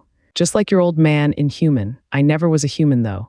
Kaior snickered to herself, Sister you, we had a good time back then and always considered you one of us. The Empire is done for, so why not join us? Stop spouting nonsense, the Empire won't fall. Bali Yuyu flared, then frowned in worry and hesitation. She was of Bailey. The others could betray, but for her to switch sides out of the blue, she'd feel guilty. The patriarch might have been harsh on her, but he was never cruel. How could she betray him without a good reason? Kaior smiled, fine, since you haven't made up your mind, I won't force you. Once the Empire falls, why not stay with us? Hey, girlie, wake up. Our Empire's armies have you surrounded. Worry about? Are those your armies? Kaior cut her off, pointing. Bali Yuyu looked over to find a shocking scene. What's going on? Bali's Sword Kings were all on the ground, battered and wounded. Murong Lai's side held them with a cold stare. In merely minutes, the result between the 2 sides was an overwhelming victory. Bali Yuyu stared dumbly. Why are Devil Palace's people so strong? Sister you, over the last century, besides me and brother helping father as Dharma kings, those 3 coots have been doing nothing but being in seclusion to learn the sword with father, ignoring everything else. Kaior cocked her head. Think about it, what kind of people are they really? Stuck together every day testing their sword skills and getting dad's hints, their power sword. They're now stronger than even a sword king. I picked you as my opponent just so those geezers wouldn't hurt you. I've been easy on you already, he. Bali Yuyu's face twitched. You went easy. Of course, why do you think you're still standing there? Fine. Feeling sweat trickling down, Bali Yuyu figured out the truth and felt like she aged then and there. The new replaces the old. That same cute child turned out to be going easy on me. The Emperor Bailey Jingshi was dumbstruck, slumping in his throne. It's all over. All Sword Kings, Bailey Jingwei gave him a look, then clenched his fists, waiting as his eyes refused to give up. Bam! With the last explosion, Shangyun Feiyan fell among the other Sword Kings of the Empire. Shangyun Feixing and Murong Lai walked up, looking down on them. Ouyang Changqing chuckled, pointing at Bailey Jingshan. What's wrong? Now you know how even 100 years isn't too late for a gentleman's revenge, lone-armed sword king. Just kill me already, Bailey Jingshan huffed. Ouyang Changqing sneered. Shangyun Feixing stared at Shangyun Feiyan. Feiyan, you betrayed the clan and it's my duty as the elder to take you back and be punished. I have nothing to say to you. Shangyun Feiyan closed his eyes, his fists still clenched, his scarred and bloody face desolate. Shangyun Feixing cupped his hands. People, leave Shangyun Feiyan to me. The rest can be Devil Palace's captives and yours to do what you like." They all nodded. Thunder exploded just as they were about to be taken in from far in the distance. A flash of purple passed and a violent surge spread over the battlefield. That's, they all shuddered at the familiar pressure. Bailey Jingwei lit up, cackling, "Ha ha ha, finally, our patron god is here. Zhuo Fan, Devil Palace is finished." Whoosh, the purple glow flew up like a lightning dragon, dyeing the entire sky in purple. A thunderstorm began brewing above, sending its pressure on all below. "Invincible sword Bailey Yushin is still alive, Patriarch," Murong Lai shouted, while Bailey Yuyan's side was overjoyed, hope at victory restored. As long as the Patriarch remained, the empire endured. Danking Shen was fending of the army when he looked grave at the purple glow. The invincible sword hadn't been seen for a century and was thought to be dead. Now he makes his appearance. "This is bad," but many turned to Zhuo Fan, hopeful. Bam, Murong Lai ignored everything and shot at the purple glow with battle spirit, invincible sword, the best in the world.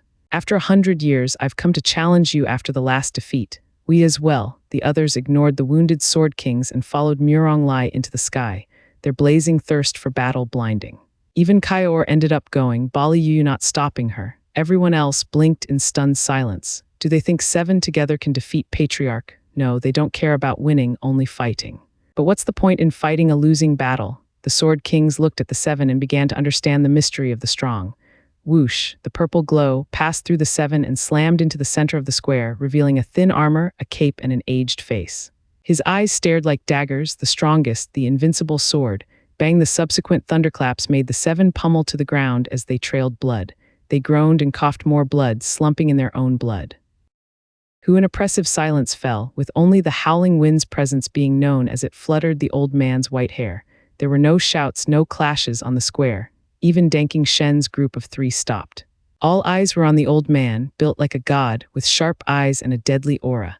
It only took 1 moment for the Dharma kings and 2 emissaries to be on the ground, wounded. Behold the power of the invincible sword. He's the living proof that the Sword Star Empire shall never fall. All of the Empire's soldiers were filled with worship and respect, while everyone else saw him as a monster. Ling Yunshin felt regret.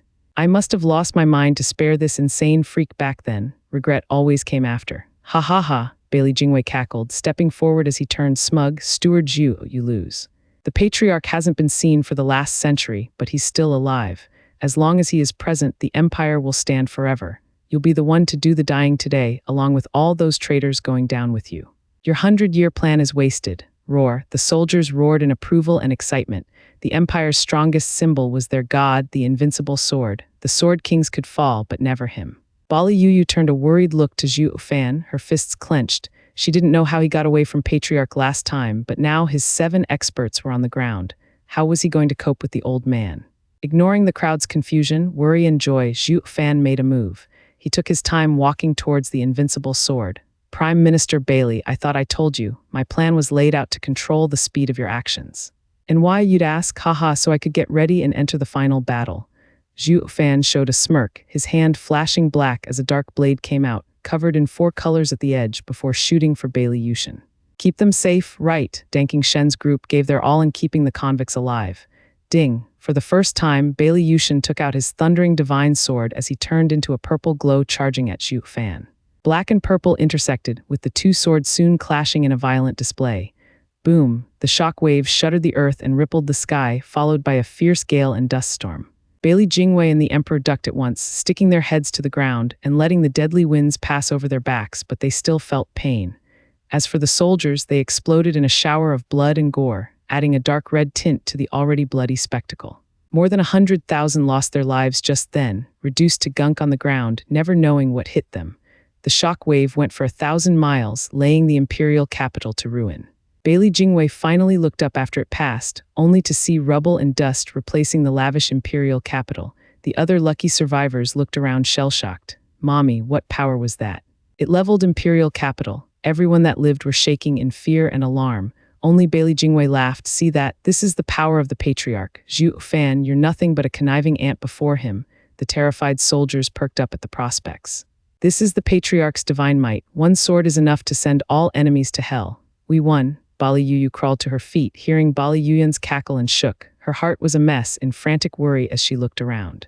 Where's the punk? He couldn't be dead, but with Patriarch's power. Bali Yu grew restless. Prime Minister Bailey, you're getting ahead of yourself. Bailey Jingwei froze, peering through the settling dust at the scaffold and the safe convicts. Only the three protectors looked a bit pale and coughed blood. Zhuo Fan had them take the aftermath, but it also left them wounded. Danking Shen sighed, such is the invincible sword's power, able to give us heavy wounds without trying. Taking on that strike would have annihilated us for sure. The old man is a terrifying monster. Yeah, the other two agreed. Bailey Jingwei snickered, obviously, since none can withstand the patriarch's godly might. Did you think Zhuo Fan can take his strike? Ha, what a sick joke, not just take it, but win. Danking Shen wiped his mouth of blood, showing a wide smile. Prime Minister Bailey, didn't you find it strange how, having fallen in with the Empire for 100 years, we betrayed our homelands and struck at our own people, letting the whole world scorn us yet turned our back on the Empire at the very end? Bailey Jingwei stared at him hard. Danking Shen grinned and shouted, because we saw hope in defeating the strongest. That is Zhuo Fan. The other two nodded, showing conviction. Bailey Jingwei grimaced, whipping his head to turn to the fight. A wind blew the dust away and revealed two men with divine swords grinding on each other. Bailey Yushin held the sundering sword in his aged, but strong hands, looking excited. Zhuo Fan in white grinned as he met him with the black demonic sword, shining eerily. The black and white complemented each other to bring about new, deep contrasts. The swords screeched as they grounded, sending off sparks. The two were matched. Impossible. He blocked the patriarch's strike. Bailey Jingwei cried out, looking out of it, shaking his head to break away from reality. No one can take the patriarch's strike, no one. Everyone was just as shocked, even the sword kings and the soldiers. Only Danking Shen group grinned. We knew the brat will be the end of the invincible sword. I felt it the moment we fought. The Empire will fall at his hands. Zhuo Fan finish him and be the peak of the world. Zhuo Fan's ears twitched at the shout, but his mouth widened. That's a given. SSS, the killing arm flared scarlet as Zhuo Fan worked his magic, and the swords began to shift. The black sword used overwhelming power to push the purple one back. The invincible sword gripped the sundering sword as he staggered back one step at a time, the veins on his hands throbbing with strain, yet still unable to match the pressure. He grit his teeth, landing his sharp eyes on Zhuo Fan, filled with battle lust. 10,000 years, that's how long I waited for a worthy opponent. This fight, this peak battle is where I belong. Ha ha ha. Bailey Yushin laughed with joy. Zhuo Fan. Yushin roared as he pushed, giving it his all. Zhuo Fan's right arm shone redder, swinging the blade and making both of them fall back. Zhuo Fan went back 20 steps while Bailey Yushin slided just as many. The two then snapped into action, meeting in the middle again. The audience was dumbstruck, with Bailey Jingwei the most affected. No way, there's no way he can stand up to the patriarch. How did he gain such power? Look, Bailey Jingshi patted his shoulder, pointing at the sky. Bailey Jingwei shook, his mouth agape. The others noticed it too and were now looking blankly. Bali Yuyu and Danking Shen were looking at the baffling scene like it was the stuff of dreams. It made not an ounce of sense. The sky was split cleanly in two. One bird approached the dividing line, and as it flew under it, its head got looped off. A human did that. A human had cut the sky in two. This can't be happening. Looking closer at the dividing line, it was right where the two had separated. The two had given their all, and while neither budged, the sword energy shot into the sky and cut it instead. The audience found the two even more monstrous. Just how far are they on the path of the sword to cut the heavens? Gulping hard, they only held fear for them. This isn't humanly possible. Bailey Yushin ignored the weird looks, grinning. Ha ha ha, it's great that you survived and came to meet me. Let's settle our promise from 100 years ago. The winner goes to Devil Mountain, reaching new heights, while the loser will become a stepping stone, stuck in this place. Whoosh, waving the demonic sword, Zhuo Fan turned cold. That's why I'm here, to return there as the best in mortal domain and challenge higher beings. Bailey Yushin did the same with no qualms, shouting, good, but I'll be the one reaching it while you will make me grow in this fight. I'll be the winner, Bailey Yushin laughed, filled with thirst for battle. Zhuo Fan smiled, his aura flaring. The Empire's sword kings were startled, recalling Murong Lai's words. Patriarch isn't here for Sword Star Empire, but to answer the challenge. Zhuo Fan worked hard to ruin the Empire and unite the lands, but seeing the Patriarch, even he put aside the Empire's fate, fighting just for the sake of it. Is this the world of the strong, unsullied by the mundane? They saw it now through a different light. That's why Murong Lai said we're unlike the Patriarch. This proves it. A wind passed, drifting a ruined leaf and letting it float down between the two, giving start to their second clash. Only this time the two turned into specters, fading in and out as they struck. The air was thick with energy, like something was wrapping around them. One with the world, the kid reached this state as well, Bailey Yuyan cried out. When the invincible sword cut down the 9th-level spiritual beast, he showed the same effect. He thought only the Patriarch could reach it, but now, 100 years later, Zhuo Fan had caught up. The kid is a monster not even the Patriarch can compare with. Bang, the divine swords met, the only moment when their figures were remotely visible. They then clashed left and right, and all over the place, the constant ringing of metal deafening to the audience as the air looked to be torn asunder. The dumbstruck onlookers were left agape. This level of skill went beyond anyone's comprehension, even a sword king's. They couldn't even see the moves. They finally understood the difference between a sword king and the invincible sword. It wasn't just power, but also understanding. Yet Zhuo Fan had enough of both to meet the invincible sword at every turn. Bang, as they clashed, the rest of the people there couldn't even catch a shadow, only hearing the resulting explosions and seeing the fracturing air. Worry crept in as sweat poured down. It didn't look like an all-out clash like the first one, but it was still terrifying at their level. None had any idea where the two would meet next, the unknown danger looming over their heads like death. Even sword kings were powerless, flinching at the clashes. Danking Shen's group wiped their brow at the tearing sound, knowing it to be reality breaking around them. The two powerhouses walked the furthest on their paths to reach the Tao, making anyone weaker unable to feel what they were doing. Whoosh, the two popped into sight just then. Their eyes met and laughed at the cracked air. Good, I did not think a kid like you would have such deep insights into the Tao. We're both treading this path, our senses beyond human comprehension. There's no winning in this aspect, so let's just stop. Bailey Yushin shouted as he waved, and the rest sighed with relief. Too soon, though. Let's test sword insights now. We shall see if my understanding of the sundering sword art and yours of the sword can match. Bailey Yushin shook, and the sky crackled with purple lightning, booming everywhere. Bailey Yushin pointed the sundering sword at the sky, and the lightning flocked, releasing dreadful power that swallowed the world around them as devastating sword waves flew in every direction, a sword energy storm. Humph, my sundering sword art is one of destruction. Anything will crumble beneath it to ashes. Nothing in creation can stop my sword. Oh, since you trained in destruction, I trained in devouring. Smirking, Zhuo Fan shook and blackness oozed out of the world's crevices. It blended with the cracks in the sky, swallowing everything into a complete abyss. The heavens now looked ghastly, one side purple and another pitch black, monstrous. As the growls began, the people shook with fear, their imagination going wild thinking of the savage creatures that might pounce on them from the darkness. Looking at it another way, the two's mastery of world energy was at a tie, with each slicing half of the heavens for themselves. This never happened in the history of the Five Lands, that of someone able to take control of any piece of the sky from the invincible sword. The audience paled, with the Sword King's faces twitching. Using swordsmanship as a contest means drawing on the world's energy to turn the world into a battlefield. Anything in that domain will be destroyed. To make it worse, it's between the invincible sword and Zhuo Fan of all people.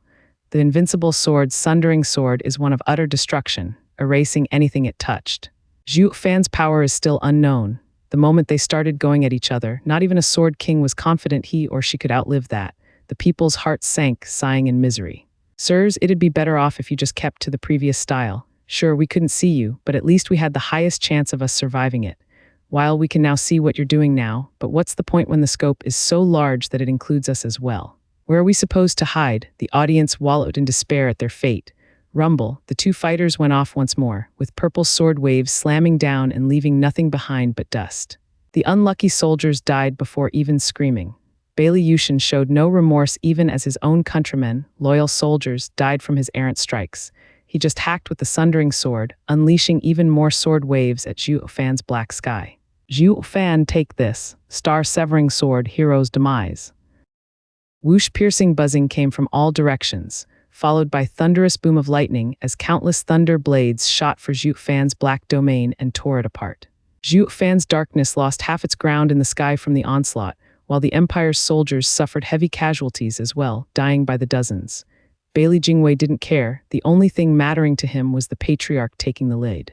Genesis stage focused on control of world power. Zhuo Fan's control was now slipping, and that meant he was at a disadvantage. The Patriarch is gaining the upper hand. Danking Shen's group frowned with worry. In a Genesis stage battle, losing the sky is like being disarmed. Zhuo Fan didn't look affected, hovering with pride among the darkness with a sinister grin. The demonic sword in his hand oozing darkness had its strip of blue shining a deep and cold glow. Whoosh, making a radiant arc through the sky, the heavens shook as an unnatural power came from the darkness. The thunder blades still assaulted it, only this time they stalled before sinking like rocks. The relentless attack slowed down to a trickle and then to a halt, letting the darkness swallow them. What's going on? Bailey Jingwei watched as the lightning sky was invaded by the darkness and didn't understand. The Patriarch's strike was like a meteor shower, leaving his opponent worse for wear. None could defend even against a tenth of the strikes. Why then did the blades stop? Many others were just as puzzled. Only the wounded Ayang Lingshan propped himself and looked with a chuckle. Zhuo Fan is a true genius. My understanding of the heaven-sealing sword over the last 1,000 years pales compared to his short century of study. Heaven-sealing sword, Bailey Yushin squinted at Zhuo Fan, finding it true, then mocked, great. I wanted to learn each of the 5 divine sword arts, but I've never seen anyone in the world mastering the other 4 and fight me with it. Now you used the heaven-sealing sword art, blocking my star-severing swords. You opened my eyes. A shame you lost more than half of your control and have fallen in disadvantage in terms of world energy. Would you be able to seal my next attack? Ha ha ha. The invincible sword hacked with his divine sword, sending a deadly aura of power. At the same time, the thunder in the sky focused on the sundering sword, shining as bright as the sun.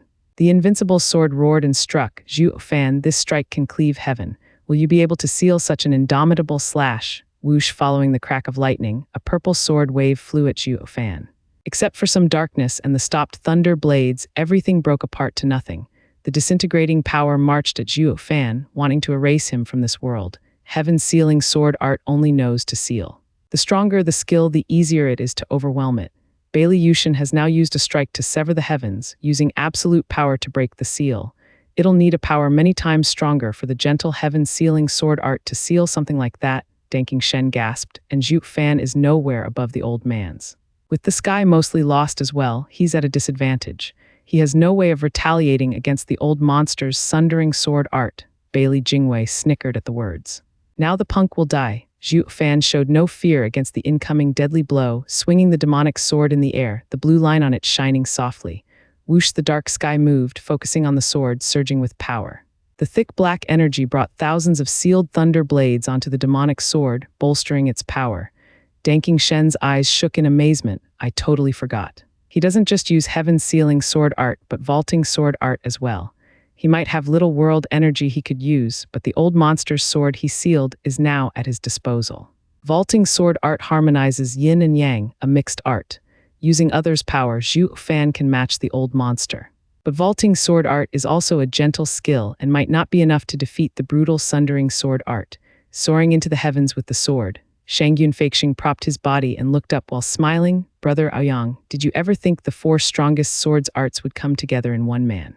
Ha ha ha, I for one didn't even after meeting the little freak. For a man of such perception to be in the world that could comprehend 4 of the strongest sword arts, especially soaring sword art, looking as if it was made for him. Never in my wildest dreams would I ever conceive that the soaring sword art could unleash such power in the hands of a man. Ayang Lingshan nodded, looking in Shangyun Feixing's blazing gaze, and chuckled with hope as he returned his attention to the fight. The soaring sword art was made for the kid. There might not be another man that can use it to such an extent. Rumble, the invincible sword's purple sword wave destroyed all in its path, unstoppable. Zhuo Fan gave it a cold look, grinning, and then his Qilin shone scarlet. What was even more strange was how the demonic sword's red line was also glowing, matching Zhuo Fan's right arm. Soaring sword breaking heaven. The purple sword wave was upon him, burning most of his black domain, but Zhuo Fan never lost his cool. His grip tightened and he slashed the sword, glowing a blinding red. Whoosh, a red wave shot, clashing with the purple one. Boom, seconds after the deadlock, the purple lightning sword wave crumbled. Dong, everyone else was gobsmacked. The patriarch's strongest strike got defeated just like that. How? The invincible sword was also shaken up, confident his sundering sword art had reached its peak, that the other's soaring sword art would never.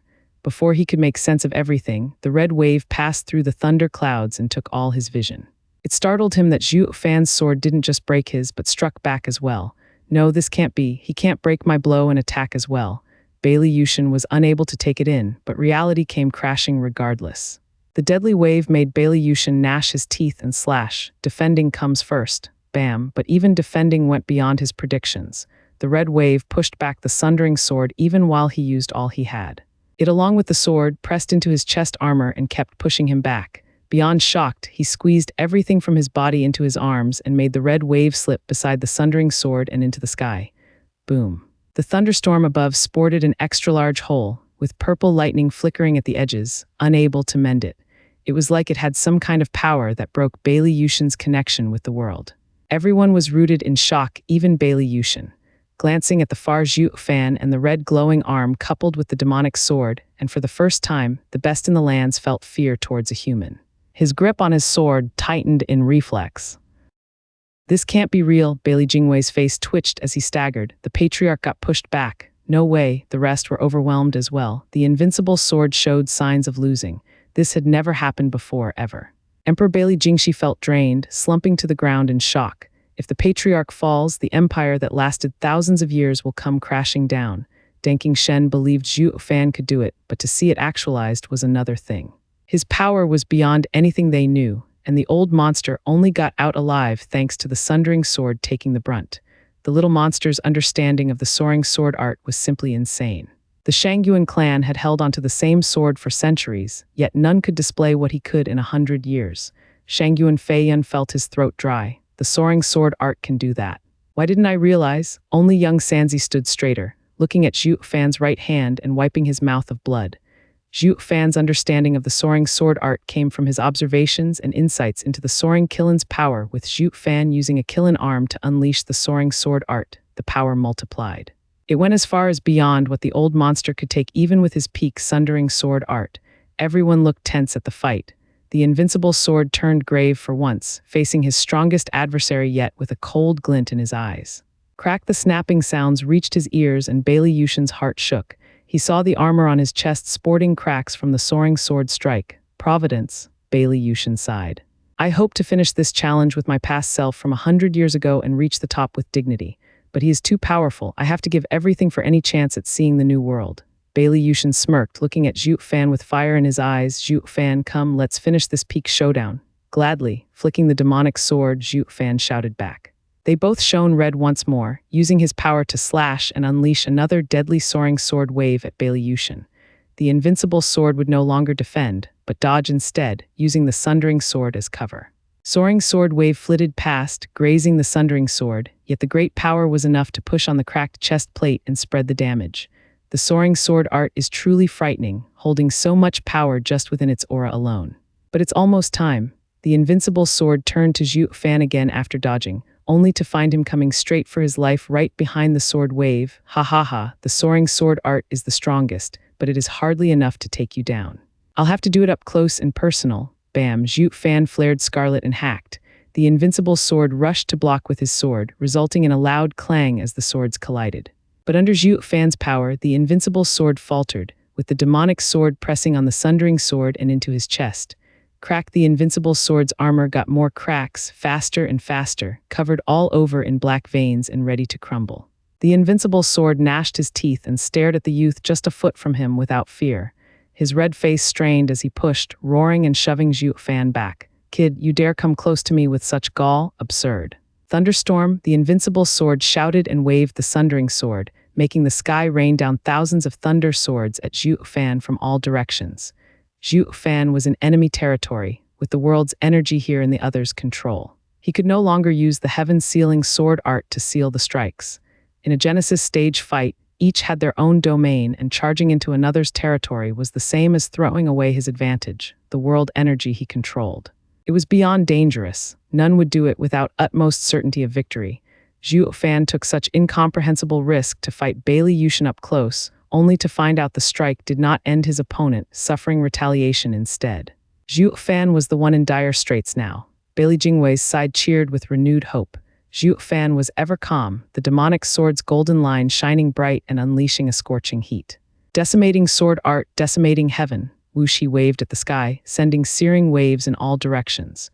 In moments, golden flames formed in the sky as thick firewalls put a barrier between him and the sky. The purple lightning waves landed on the flame walls, hissing to nothing. The decimating sword art was similar to the sundering sword art, both preferring raw power, but the difference was with the decimating sword art being partial to some flexibility. Hard but not brutal. By using this trait, gentleness overcame strength and burned the incoming waves of attacks to nothing. Bailey Yushin's wide sword wave attack used with word power was stopped for moments, ample time. Whoosh, with the invincible sword isolated from the sky, Zhuo Fan had removed both of their ties to the world power and now flashed in Bailey Yushin's face once more, his arm flaring scarlet and using soaring sword art to slash at his opponent's head. A scarlet glow came out of the blade's edge, forcing Bailey Yushin to gnash his teeth and block with his sword for the second time. Now though, with such a close distance, the sword wave proved even more powerful. Bailey Yushin had no way of deflecting it, letting the divine sword push into his chest and closer to his heart. No amount of strength helped. The invincible sword's cracked armor crumbled to pieces, and the soaring sword's power entered his heart, making him cough 3 crimson mouthfuls of blood. He shot back like a meteor, slamming hard into the ground, forcing up a cloud of dust and entrails as his force pulverized hundreds of thousands of the Empire's soldiers. Bailey Jingwei's group was quick, ducking out of the shockwave, with Danking Shen's group doing their best to protect the convicts. Once dust settled, Zhuo Fan hovered above, but the purple-tinged sky was no more. It was a testament to the invincible sword losing control, or better yet, the man himself was.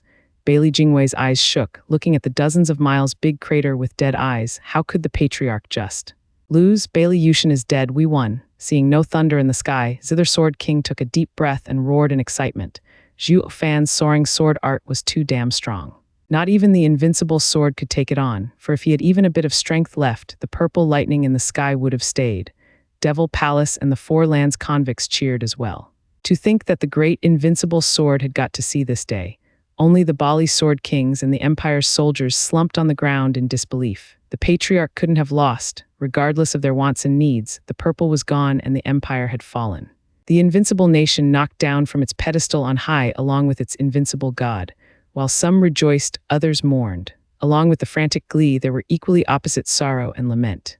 Zhuo Fan kept staring at the crater even now. The sword was strong, but only enough to damage the old man, not kill him. SSS thunder crackled then as purple lightning spread across the sky once more. An even greater power pressed down, taking the breath away from all onlookers. An aged voice came from the crater. I never thought it'd come to this, but now Zhuo Fan. All shuddered at the fear they felt from the familiar voice. They turned their stiff heads at the crater, with some showing despair while others exhilaration. The Empire lives on, rumble. Purple lightning re-emerged, with the entire sky turning purple, without a single trace of darkness. Even the air itself became electrified as purple lightning snaked everywhere. Zhuo Fan was surrounded by purple glows in seconds, coming from everywhere. What's going on here? Danking Shen's heart jumped in his throat, looking at the flickering lightning just a foot from his soaked head. This isn't world power, so why is the entire world coming under the old monster's control? Pa. A purple lighting strike flared next to him and flung him 24 meters away. His face red as he coughed blood. The rest found the hard way how the lightning could strike at any time, and fear gripped their hearts. What the hell is going on? We clearly aren't in the old monster's domain, but why would it appear around us?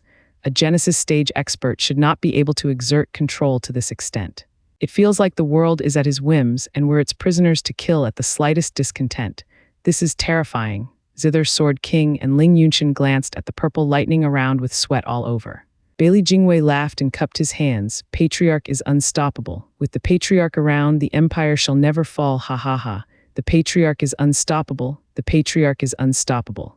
The soldiers shouted like fanatics, throwing fists in the air. The rest were looking bleak, like they entered hell. They knew Bailey Yushin was strong, but now strength did not cut it as apt description of that monster. It went beyond the realm of human comprehension. As the lightning danced around them, ready to send them to an early grave at any given moment, their previous joy at victory became a crushing despair. They were mice trapped in the old man's cage for him to toy with as he wished. He had stopped being a man, turning into a living god. Who could possibly take on a god? They turned to Zhuo Fan in the sky, holding a shred of forlorn hope. Only a demon could fight a god, its antithesis.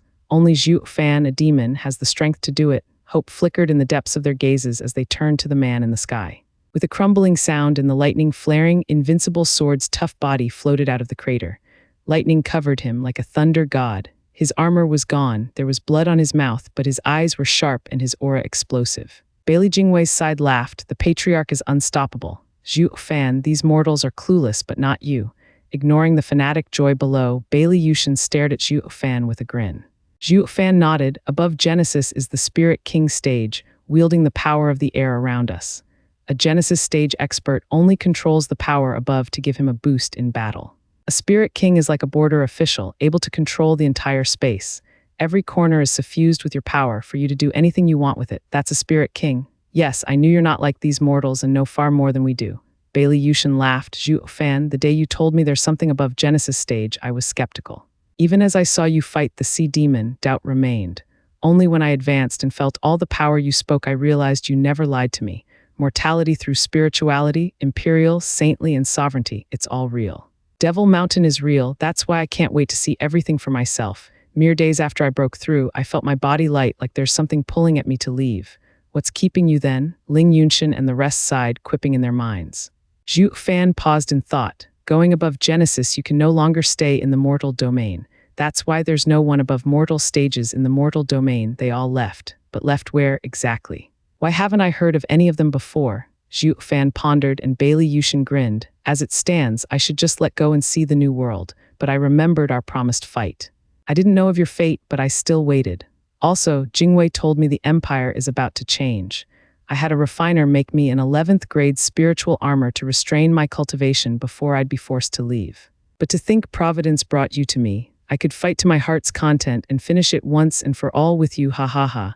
Why didn't you go all out just now? Zhuo Fan taunted, did you think Genesis stage was enough to deal with me, perhaps? Bailey Yushin nodded. Zhuo Fan, you know about the Spirit King stage and thus must know about its power. Fighting as I am would be like taking it out on you while taking out all the fun from the fight.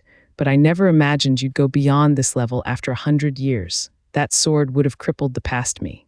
A shame the 11th grade spiritual armor broke and my power is let loose. In 2 hours I'll be forced to leave. Bailey Yushin glanced at the wide sky. Outside of the ever-present lightning, there was a shimmering light growing as it fell, like a tunnel for him to ascend and leave this world behind. I wanted to have a blast fighting you some more. What a shame I'm running out of time and you out of power. As a fellow warrior, I shall send you off myself out of respect. Bailey Yushin eased a breath and raised a hand. The air grew heavy and the lightning around Zhuo Fan focused on him. I'll be honored to fulfill your final wish. Boom, Zhuo Fan slashed his demonic sword, sending golden flames around to obliterate the lightning. You're too kind, invincible sword, but that should be my line. I'll be sure to take your head before the call pulls you away. Allow me to fulfill any of your last wishes. Ha ha ha, Zhuo Fan, you're really something. Do you really think you have a chance? Bailey Yushin mocked, your sword is strong, but can no longer hurt me for everything around us is under my control. There's no hope for you. That's why I didn't want to fight you as a Spirit King stage cultivator. It's boring. Whoosh, a scarlet sword wave flew at Bailey Yushin's neck in reply, unleashed by Zhuo Fan with all his power. The invincible sword wasn't as hard-pressed, merely extending 2 fingers to cross them. Under the frightened eyes of many, the air warped and Zhuo Fan's attack got deviated by a meter from Bailey Yushin, letting it explode somewhere behind. Bailey Yushin stood there with a tranquil expression. This is my world and you can no longer touch me. Danking Shen's side lamented, hanging their heads and feeling disgruntled. Why is it that a man appeared that can take the invincible sword down, but the monster had to advance as well? Now everyone will die, all plans wasted. All their efforts had been in vain. The invincible sword really is invincible. Bailey Jingwei's side had a victorious smile and stuck out their chests. None noticed that Zhuo Fan wore a sinister smile as well. He sometimes touched his covered eyes with a calm expression. I should go all out as well, ha ha ha. Yushin raised his hand in Zhuo Fan's direction and grabbed at air. A shame I'll be the one going to Devil Mountain. Zhuo Fan, farewell forever. Rumble, thunder rumbled, like the space was cracking as the lightning around Zhuo Fan boxed him in like a claw from all directions. Purple lightning was prevalent everywhere he looked, blocking any means of escape. Zhuo Fan was fated to be blasted into thousands of pieces. Watching their only hope about to shatter, the rest sighed. Luo Yuncheng teared up as she cried, Zhuo Fan, Master, Big Brother Zhuo, Steward Zhuo. All of the Luo clan was worried, yet powerless to do anything more than shout. Kaior and Gu Santong were his children and the only ones calm. They just watched like it was all just a show. Yang Lingshan gave them an odd look. Aren't you the least bit worried your father's about to die? Why should we be? You call that dying when Dad didn't even go all out? Gu Santong scoffed. Wait until Dad's out of tricks and can't do anything. That's where the real danger is. Until then, this is nothing, hee hee hee. Yang Lingshan gave him a long and dull look. Your dad didn't go all out yet. He used all of the 4 sword arts, and even that wasn't enough to deal with Bailey Yushin, now a stage above him, a Spirit King. How can he still have a way of pulling off a win in this desperate situation? Ice King, you just don't know our dad, Kaior teased. Dad only focused on the sword for the last 100 years, but it's not like he didn't beat others before that. You know, most of Dad's power is in his eyes. Anything short of that means going easy. Eyes, Yang Lingshan's side blinked, turning to the white figure in the sky and found him to be unfazed from all the deadly lightning crackling around. He gave a casual pull at the eye cover and showed eyes encased in ice, along with a strange mark on his forehead. I understand the heaven sealing sword art fully and know how to use sealing. The eyes shouldn't lash out again, ha ha ha. Zhuo Fan made a sign and brought 2 fingers to his forehead. The mark on Zhuo Fan's forehead glowed an intense blue as it faded slowly from his skin. As its power disappeared, the frost on his eyes melted. Zhuo Fan became excited, eagerly anticipating the result. Rumble, the lightning was right next to him now. Bailey Yushin flicked his hand and the area crackled hard.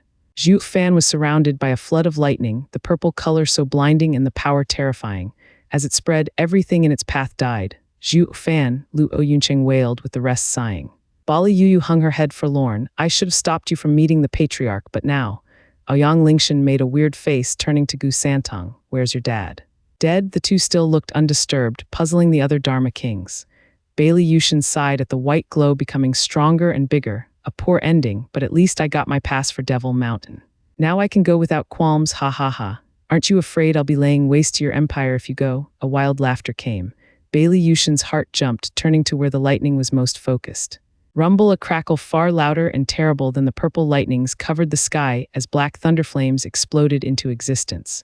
The purple lightning put up no resistance in its path, revealing a most familiar figure, unaffected by the encroaching black flames. But now his eyes were opened. The right eye glowed golden with 4 rings, while the left eye glowed faintly blue with sparks around the sucking abyss of flames. Bailey Yushin gasped, "Why are you not dead? I told you I should be the one to fulfill your will." "How could I die before that?" Zhuo Fan smirked. Bailey Yushin stared at him hard, then chuckled, "Humph, it won't change anything regardless. You are in the Genesis stage and can't do anything to me. I'm truly invincible now. I don't know how you lived through that, but you can't harm me. You can survive every time you want, but you'll never win." Zhuo Fan gave a deep smile in reply. "True, against a spirit king, the Genesis stage is worlds below." Bailey Jingwei snickered, filled with disdain. "You got out alive, but the patriarch's the ultimate existence of this world. What could you possibly do?" Humph, Bailey Yushin's eyes shone and sent a palm attack. "A sword king's lashing. Let's see you deal with this." Whoosh, the whole sky crackled and was littered with purple sword waves as they rained down on Zhuo Fan. Unlike the last time, not only the range was way bigger, but the power had multiplied as well, as did their numbers. The thick hail of energy blades came down on Zhuo Fan to skewer him and bury him.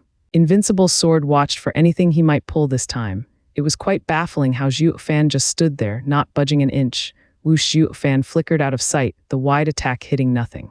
"Where'd he go?" Bailey Yushin started. Whoosh, a fierce gale blew out just then from his side. Bailey Yushin flinched and slashed with sundering sword and reflex. Bam. With a scarlet glow and the familiar ruthless power coming into his heart, Bailey Yushin's hands went soft as he got flung into the air. His blood was boiling as he stopped in the air, finding Zhuo Fan in his previous position, with his right eye shining in one golden halo. "The space is under my control. How did you get next to me? That's impossible." Thunderflame Void Annihilation. Zhuo Fan's reply was a quirky smile, his right eye shining in 2 golden rings while his left flashed with the black thunderflame. Whoosh, a broken beam of black flames shot from Zhuo Fan's eyes and at Bailey Yushin. Thanks to Zhuo Fan's boost in power, his eyes grew stronger as well, to a terrifying degree. Even Bailey Yushin, a fresh spirit king, was slow to react against the thunderflame-empowered Void Annihilation as it came for his life. Bailey Yushin could only use the ability of a spirit king, extending his fingers to warp space in front of the attack and deflect it. It didn't help. Bam, the attack hadn't deviated even an inch, the black beam of flames shooting for the invincible sword still. As Void Annihilation was the bane of any spatial skills, no spatial attack could affect it. The move wouldn't be so named otherwise. The Thunderflame was also capable of burning anything in existence. The invincible sword ended up a powerless spirit king before this kind of attack, forced back despite his overwhelming power. The Divine Eye of the Void was a sovereign's ultimate skill as well. There was hardly any skill more qualified in the spatial field in the whole sacred domain. Yushin's eyes twitched at the incoming beam of black flames, his heart shaking. It went beyond his comprehension how he was in a stage beyond any mortal's grasp, yet a punk like Zhuo Fan defeated him. So he stopped trying to make sense of it all, calming himself down and raised the sundering sword out of instinct. Bam, the invincible sword's hands trembled, and he got sent flying from the mighty attack, only coming to a stop a mile away. The black flames spread over the blade and onto his shaking hands as well. Staring hard at the snickering figure, Bailey Yushin turned grave. He had just used his advantage as Spirit King, yet it still proved useless against such an attack. It showed the possibility of losing this fight against some Genesis stage brat that could break his stage advantage. The audience was speechless, with Bailey Jingwei's group dumbstruck. They couldn't wrap their heads around how their patriarch, the peak existence of this world that had just gone a step higher, was pushed back. What the hell is Zhuo Fan? Darkness comes and sword star wanes. Someone from the Devil Palace began, and it turned into an endless flood as all disciples cheered, singing the song that had spread throughout the lands. More and more sang, stronger and stronger, the fervor igniting their spirits. He was the Dark Demon Lord, their Devil Palace Lord, and he was going to crush the undefeated nation. The fanatic shouting raged in the others' ears. Bailey Jingwei heard it too, his face bleak as he gnashed his teeth. The soldiers hesitated, not knowing what to do. It can't be true. The patriarch losing, the empire falling. As doubt spread through the battlefield, a barrier was placed around Bailey Jingxi, Bailey Jingwei, and their sword kings. The invincible sword looked at his divine sword wrapped in black flames and felt fear. It soon turned into raging battle lust, flicking those flames off. He exploded with power, reaching every corner of the world and making it tremble. The deadly aura descended like the end of day was upon them. Divine Eye of the Void's fifth stage, Void Wall. Knowing what was happening, Zhuo Fan's right eye displayed 5 halos. The Dharma Kings and the Sword Kings on the scaffold were covered in 7 invisible barriers. Zhuo Fan raised his hand and traced along the demonic sword, making every inch he passed release black thunderflames, bolstering the demonic sword's power. Wuxi flicked it at the man in front with an evil smile, though his eyes were craving battle still, his power at its peak. What are they doing this time? All the soldiers felt the space tremble with each barrier set in place, then looked at Bailey Jingwei's group and at the scaffold with tears in their eyes. Dude, you're both setting up for some absurd move, I get it, and you protected your main guys. But what about us? We're just small fries, so we can just die, is that it? This is discrimination, I tell you, discrimination. The Dark Demon Lord not included us nobodies, since we're enemies, but the Patriarch you too? What's worse, you're the one who started this damn showdown. All were downcast and despairing at how easily they were cast aside. With no choice, they fled every which way. Run, rumble, they only raised a leg when suddenly the sky, earth, air, everything exploded with lightning. It disintegrated everything, the soldiers, the rocks, the remaining 10 million soldiers, all were gone just like that. The invincible sword shouted as he slashed at Zhuo Fan, the world becoming sword waves as they came at Zhuo Fan. Such a move was enough to do in a sword king from the pressure and errant power alone. All the lucky survivors witnessed such godly power from the safety of their barrier. Is this the fully unleashed power of a spirit king? It's dreadful, it's like fighting the world itself. He controls the air and everything in it. Who could ever hope to overcome all that power? That's why they set up barriers. It's the only reason we can witness such might without turning to ashes as well. Having front row seats at the untold destruction, everyone felt a chill down their backs. They gasped at their fortune of being important enough to not get kicked to the curb. Some looked worried at Zhuo Fan. How was he going to face off against the world that had now turned on him? It was beyond merely sending waves of soldiers like they did with the invincible sword back in the last war. But against such incredible danger, Zhuo Fan smiled. Even with the world under Bailey Yushin's control, he won't ever get to control my surroundings. Zhuo Fan huffed. His right eye displayed 4 golden rings and his left flickered with thunder and fire. Divine Eye of the Void's 4th stage, Thunderflame Space Crusher. Boom, the space around him hummed as black thunderflames darkened it, turning it into Zhuo Fan's dark world. He was no spirit king, unable to control the air and space around him, but this small area answered to him and him alone. Crack the violent purple thunder blades shot for Zhuo Fan, but all were erased upon entering the black domain. Bailey Yushin narrowed his eyes, finding the mass attack useless, so he switched tactics. He gathered his power and slashed hard, opting for a focused strike to break the enemy's defense. Whoosh, a purple wave once again streaked the sky, turning 300 meters big as it got charged with the lightning it crossed along its path, looking to destroy the unstoppable domain Zhuo Fan erected.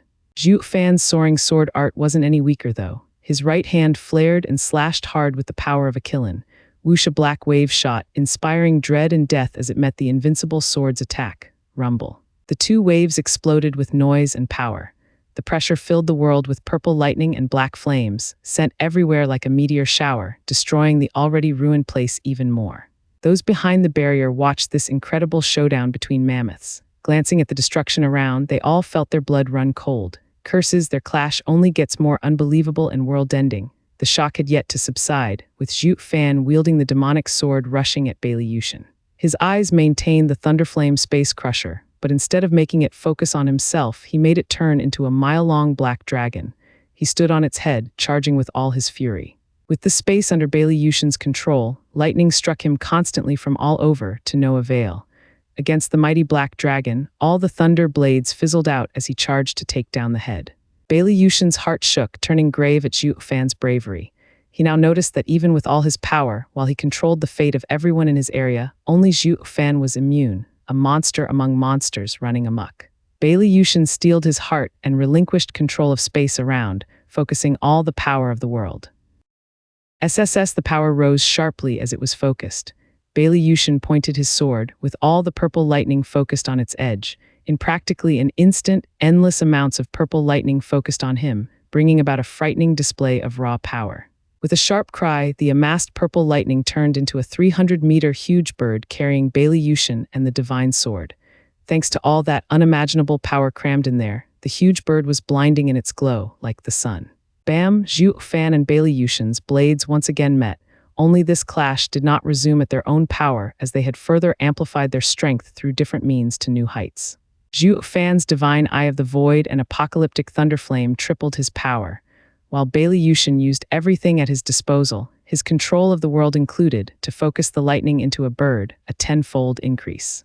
Zhuo Fan could handle a third of the invincible sword's strength with it being spread out, but now, with all that wild power concentrated, Zhuo Fan had no chance against it.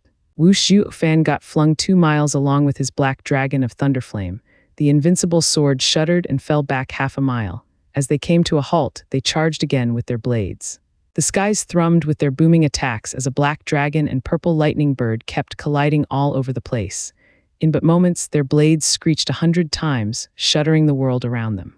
The audience that was still alive kept getting more shocked. The two of them had the literal power at their fingertips to kill millions of soldiers. They were weapons of mass destruction in and of themselves. No human should hold so much power. No wonder the world can't have both of them. The two spared no effort in securing victory. At last, the sounds of their clashes, strong enough to raise the dead, ceased with the smash of one of them into the ground, leaving a crater dozens of miles wide.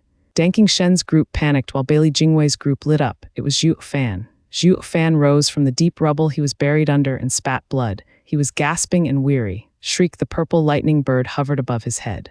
The invincible sword sat on the bird's head, gazing at his strongest opponent of his life, weary as well, but his eyes were smiling. Zhuo Fan, you lost. No matter how strong your soaring sword art is, you're stuck at the Genesis stage, limited by Yuan Qi and unable to match a spirit king like me. Going all out against me so many times was your mistake. Humph, aren't you the same? Zhuo Fan huffed. Spirit King stage can control the power of space and air, but doesn't enjoy such a great increase of his own strength.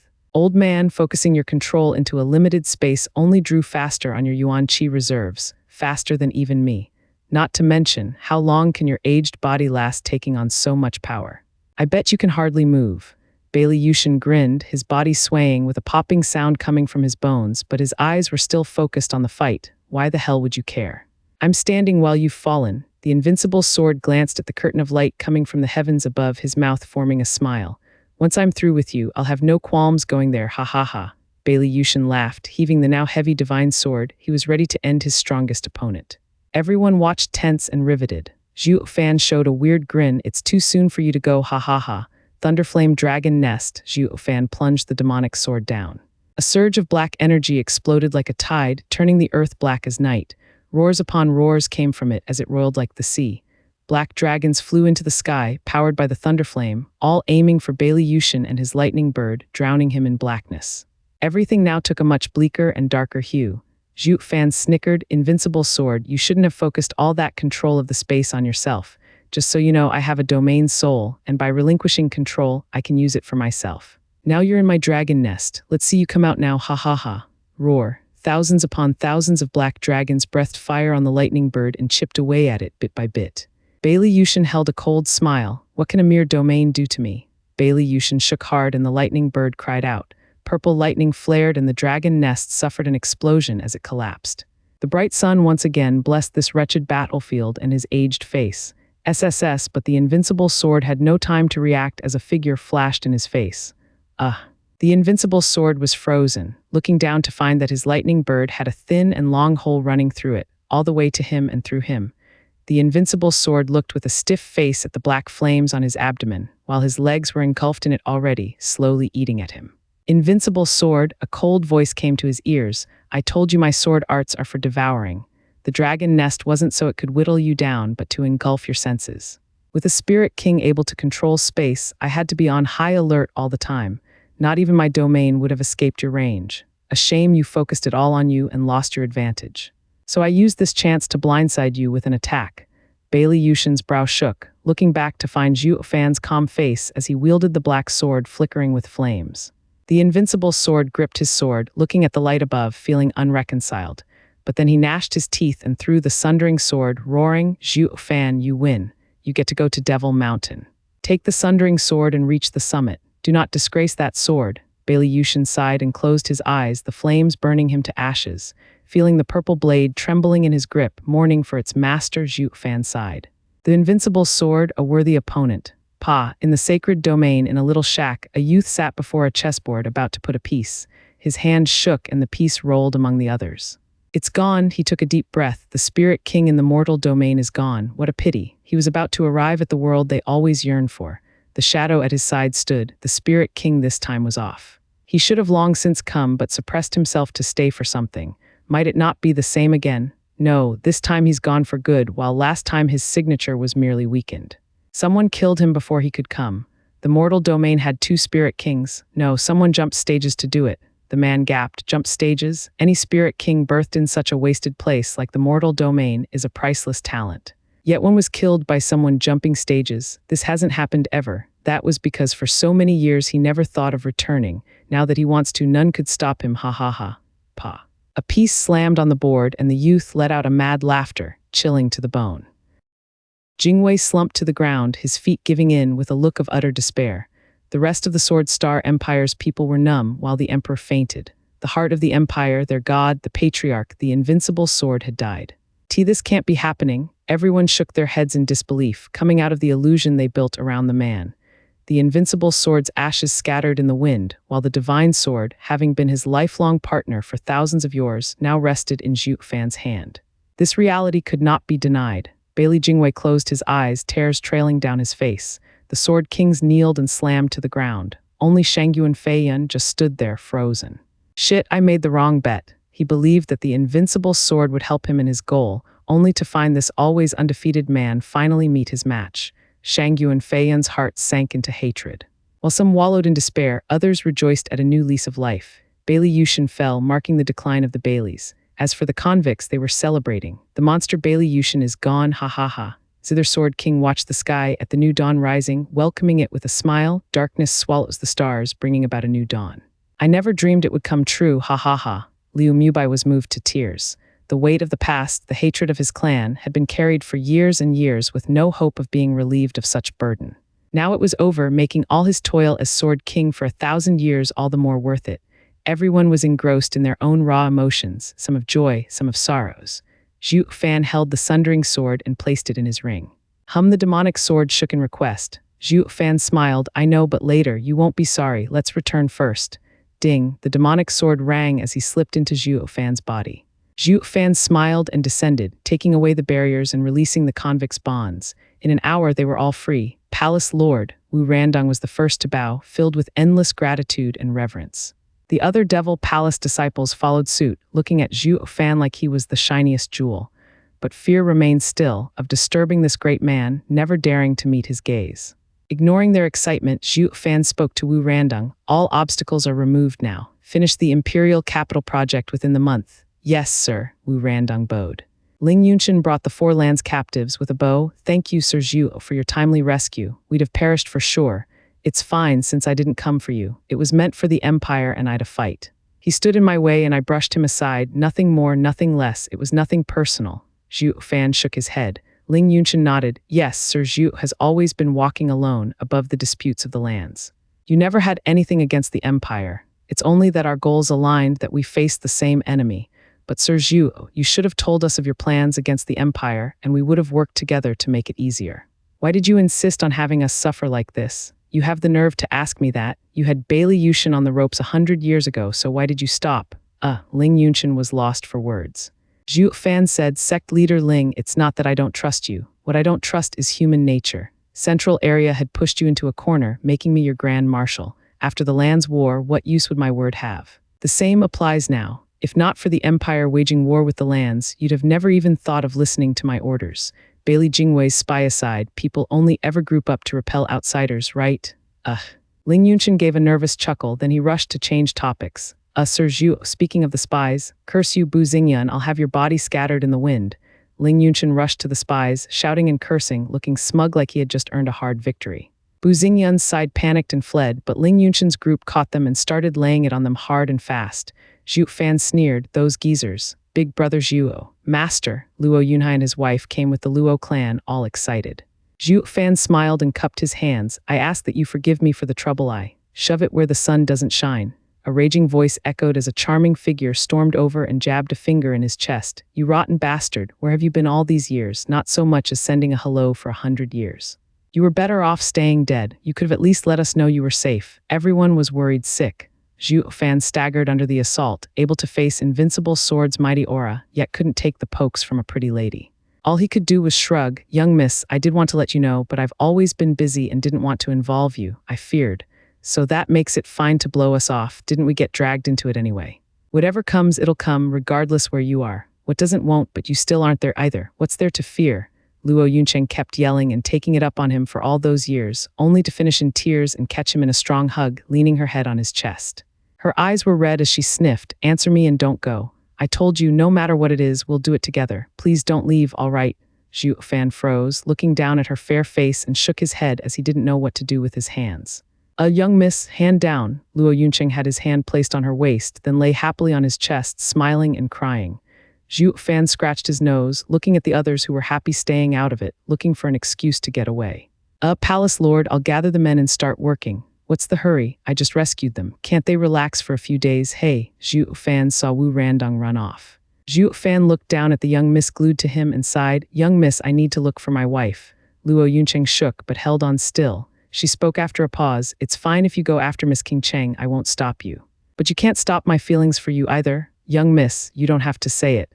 Luo Yuncheng stood straight and looked him in the eye with a smile. I told you I won't stop you and neither can you stop me. We're a family. Let's go back, Steward Zhuo. Your seat has always been saved for you. No matter what you do, we do it together, even finding Miss King Cheng. We'll always be by your side so long as you don't throw us away. The Luo clan nodded, showing their sincerity. Zhuo Fan felt warm at their intention and sighed a nod, if you so wish. The Luo clan's head steward has returned. They all cheered and jumped in joy. But seeing them like this, Zhuo Fan might be smiling, but his eyes showed sadness. Meeting only to part, our days together will be short. The path of ascension is almost done. Stop, don't touch him. If you have something with him, take it up with me. A shout drew Zhuo Fan's attention. He frowned and looked over with a start. Nodding, he walked over. Bam! A convict kicked a brawny man to the ground, mocking, ha ha ha, so this is what the mighty Sword King has come to, ha ha ha. Stop, we surrendered. What are you trying to do? Bali Yuyu glared at them, gnashing her teeth. The youth sneered, giving her a most unbecoming leer. What, you ask? Weren't the Sword Kings always acting so high and mighty? With the invincible sword dead, any kind of lashing out won't do you any good. Surrendering is your only hope at living, so play along or else. Or else what? A steel grip had twisted his wrist. The man whipped his head with a scowl, only to pale hard, Marshal Zhu, we've got all the prisoners sorted out for you to handle.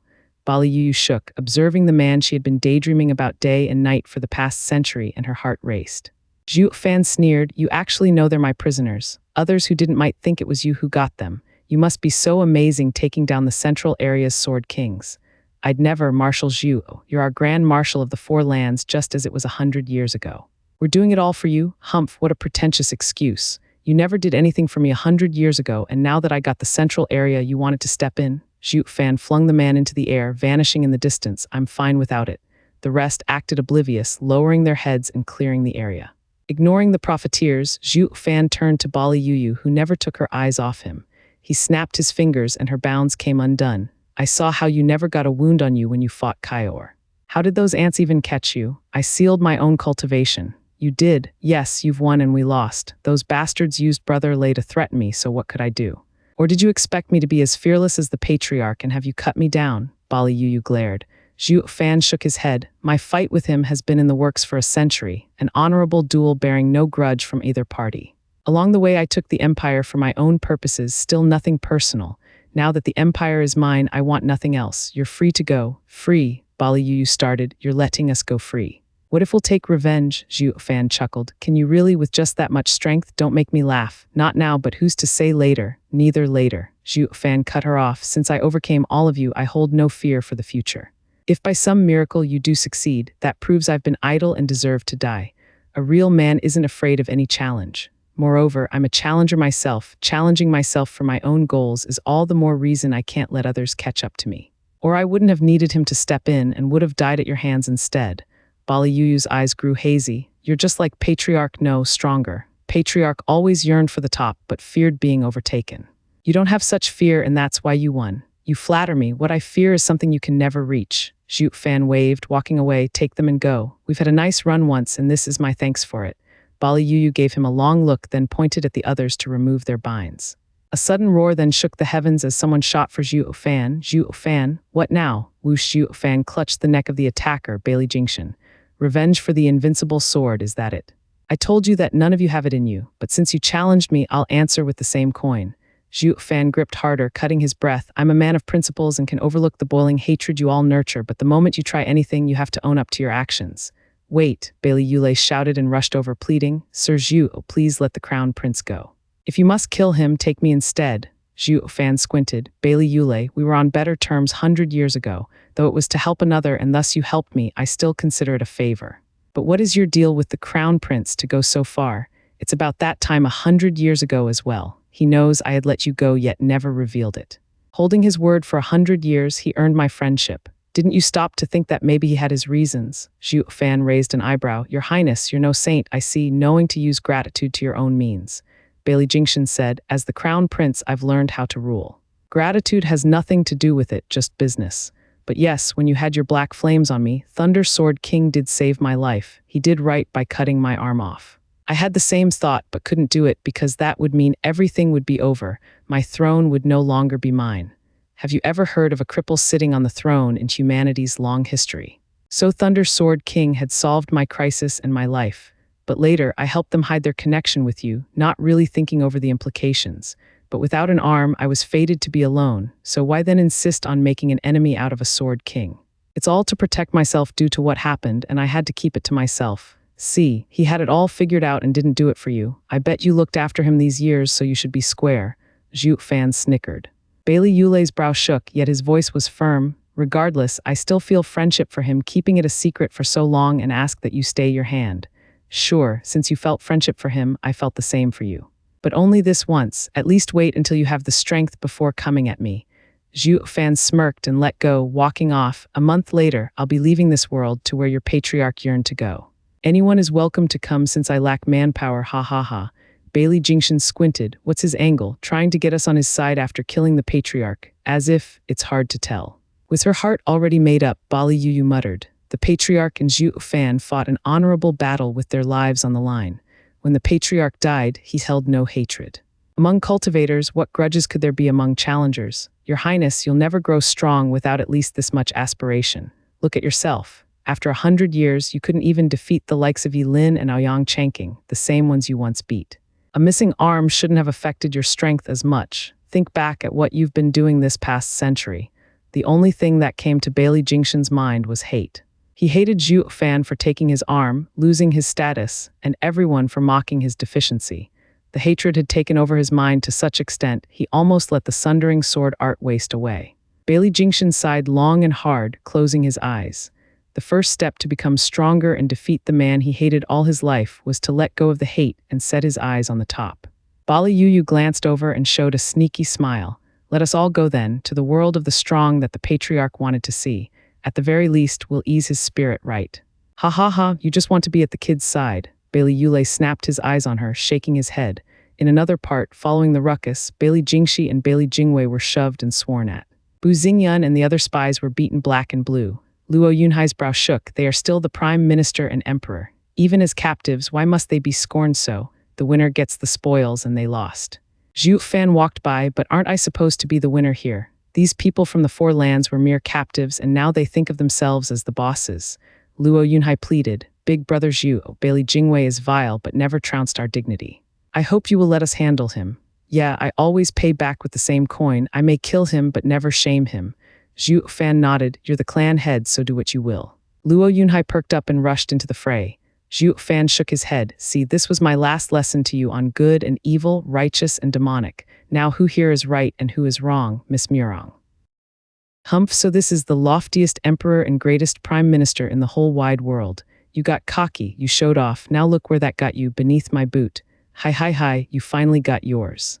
Now it's our turn to toy with all these big shots, ha ha ha. Bang Bailey Jingwei's group gnashed their teeth without a word, taking all the abuse they threw at them, be it physical or emotional. The abusers grew wilder, stopping only when Luo Yunhai came over to break them up, but even so, they left with a wide and scornful smile, like some prized underdog. Murong Zhu shook her head, disappointed. These dignified people cast away their people, shirking all duty in face of disaster, yet they now prance around high and mighty as they take it out on the defeated enemy. Even Bailey Jingwei, the greatest mastermind in our enemy, wouldn't fall so low. Zhuo Fan smiled as he left with a dark glint in his eye. Good and evil begin from thoughts. In this world, who could reign in his wild nature? Ha ha ha, the imperial capital fell. Aside from Shangyu and Feiyun and the spies, taken away by the other land's leaders, the rest of the captives were handed to the Luo clan to be dealt with. The news spread like wildfire throughout the empire, crushing the morale of all the forces still trying to fend off the invading Three Lands armies. The empire fell and the central area fell as well. This became the new reality. The Eastern Lands rebellion soon won as well, with the Shangyuan clan reinstated as its ruler. The Five Lands regained peace, the Dharma kings returning to their old jobs handling their lands. Zhuo Fan put everything aside, going with the Luo clan to rest with the others. Luo Sifan and the other two kids were torn from worry. They welcomed her parents back with utter joy, while the oldies from the Luo alliance noticed the first great steward returned as well. Everyone gave him a deep bow of respect. The kids became aware that Steward Zhu was a monumental existence to the alliance. Also, he wasn't blind. It left them baffled. Zhuo Fan caught up with his old friends, offering a different kind of comfort. 3 days passed and Zhu Chengfeng was with Zhuo Fan in the Luo clan's backyard, enjoying idle talk and playing chess. Luo Sifan was engrossed seeing the pieces fly across the board, glancing at Zhu Chengfeng and seeing him frown hard. She raised her hand to propose, Grandpa Zhuge here. Ha ha ha, young miss, if I place it there, then I'll burn my own foot, with Steward Zhu not even needing to land the killing blow. Zhu Chengfeng rubbed his beard, chuckling and cupping his hand. Steward Zhu's chess skills have grown sharper. I admit complete defeat. Luo Sifan pouted, Grandpa Zhuge, you lost 10 rounds already, but weren't said to be the best at chess in the Western Lands. Why? That's when Steward Zhu wasn't around, since I lost to Steward Zhu once 100 years ago, ha ha ha. Zhu Chengfeng laughed. Zhuo Fan smiled, Prime Minister Zhuge, you're still holding on to that grudge, ha ha ha. Big brother Zhuo, master, Luo Yunhai and his wife came over, bowing to him.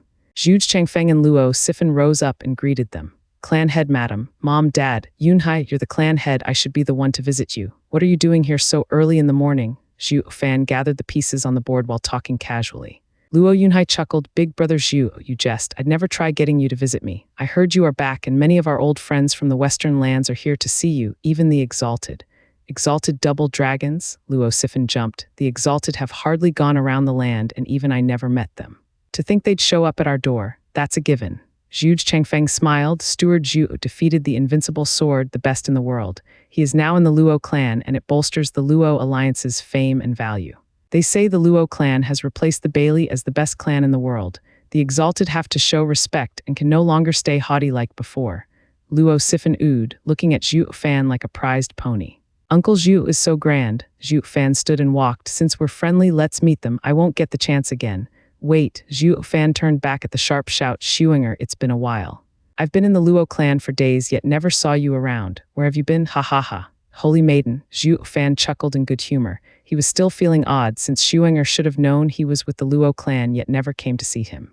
Luo Yunhai's group smiled. Yun Shuang smiled back and took Zhuo Fan's arm. Come with me. Why, my patriarch wants to see you. Your patriarch? Zhuo Fan asked curiously. Shuinger's eyes glimmered. Yes, my Yun clan patriarch, Sovereign Yun, one of the 10 ancient sovereigns, wants to see the demonic emperor Zhu Yifan. Zhuo Fan's heart tensed, looking grave. The missing Sovereign Yun was in the mortal domain. 10 days later, in a thick forest, a man and a woman dashed through the woods to land among some ruins. Every rock was covered in vines or hidden by the wildlife. This is the Yun clan's ancestral home, Zhuo Fan asked. Yun Shuang nodded. The Yun clan left this place ages ago and it came into ruin, making it look bleak. If not for the last 5 lands war growing to such a scale, I might have never come back here to seek my patriarch's blessing. I then stayed here, under his guidance, to cultivate.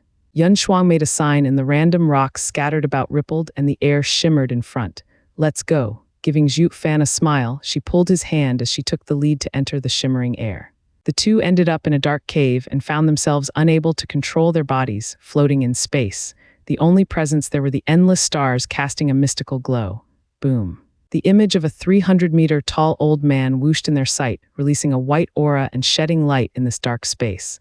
Welcome to my star space, demonic Emperor Zhuo Fan. Why your sovereign Yun?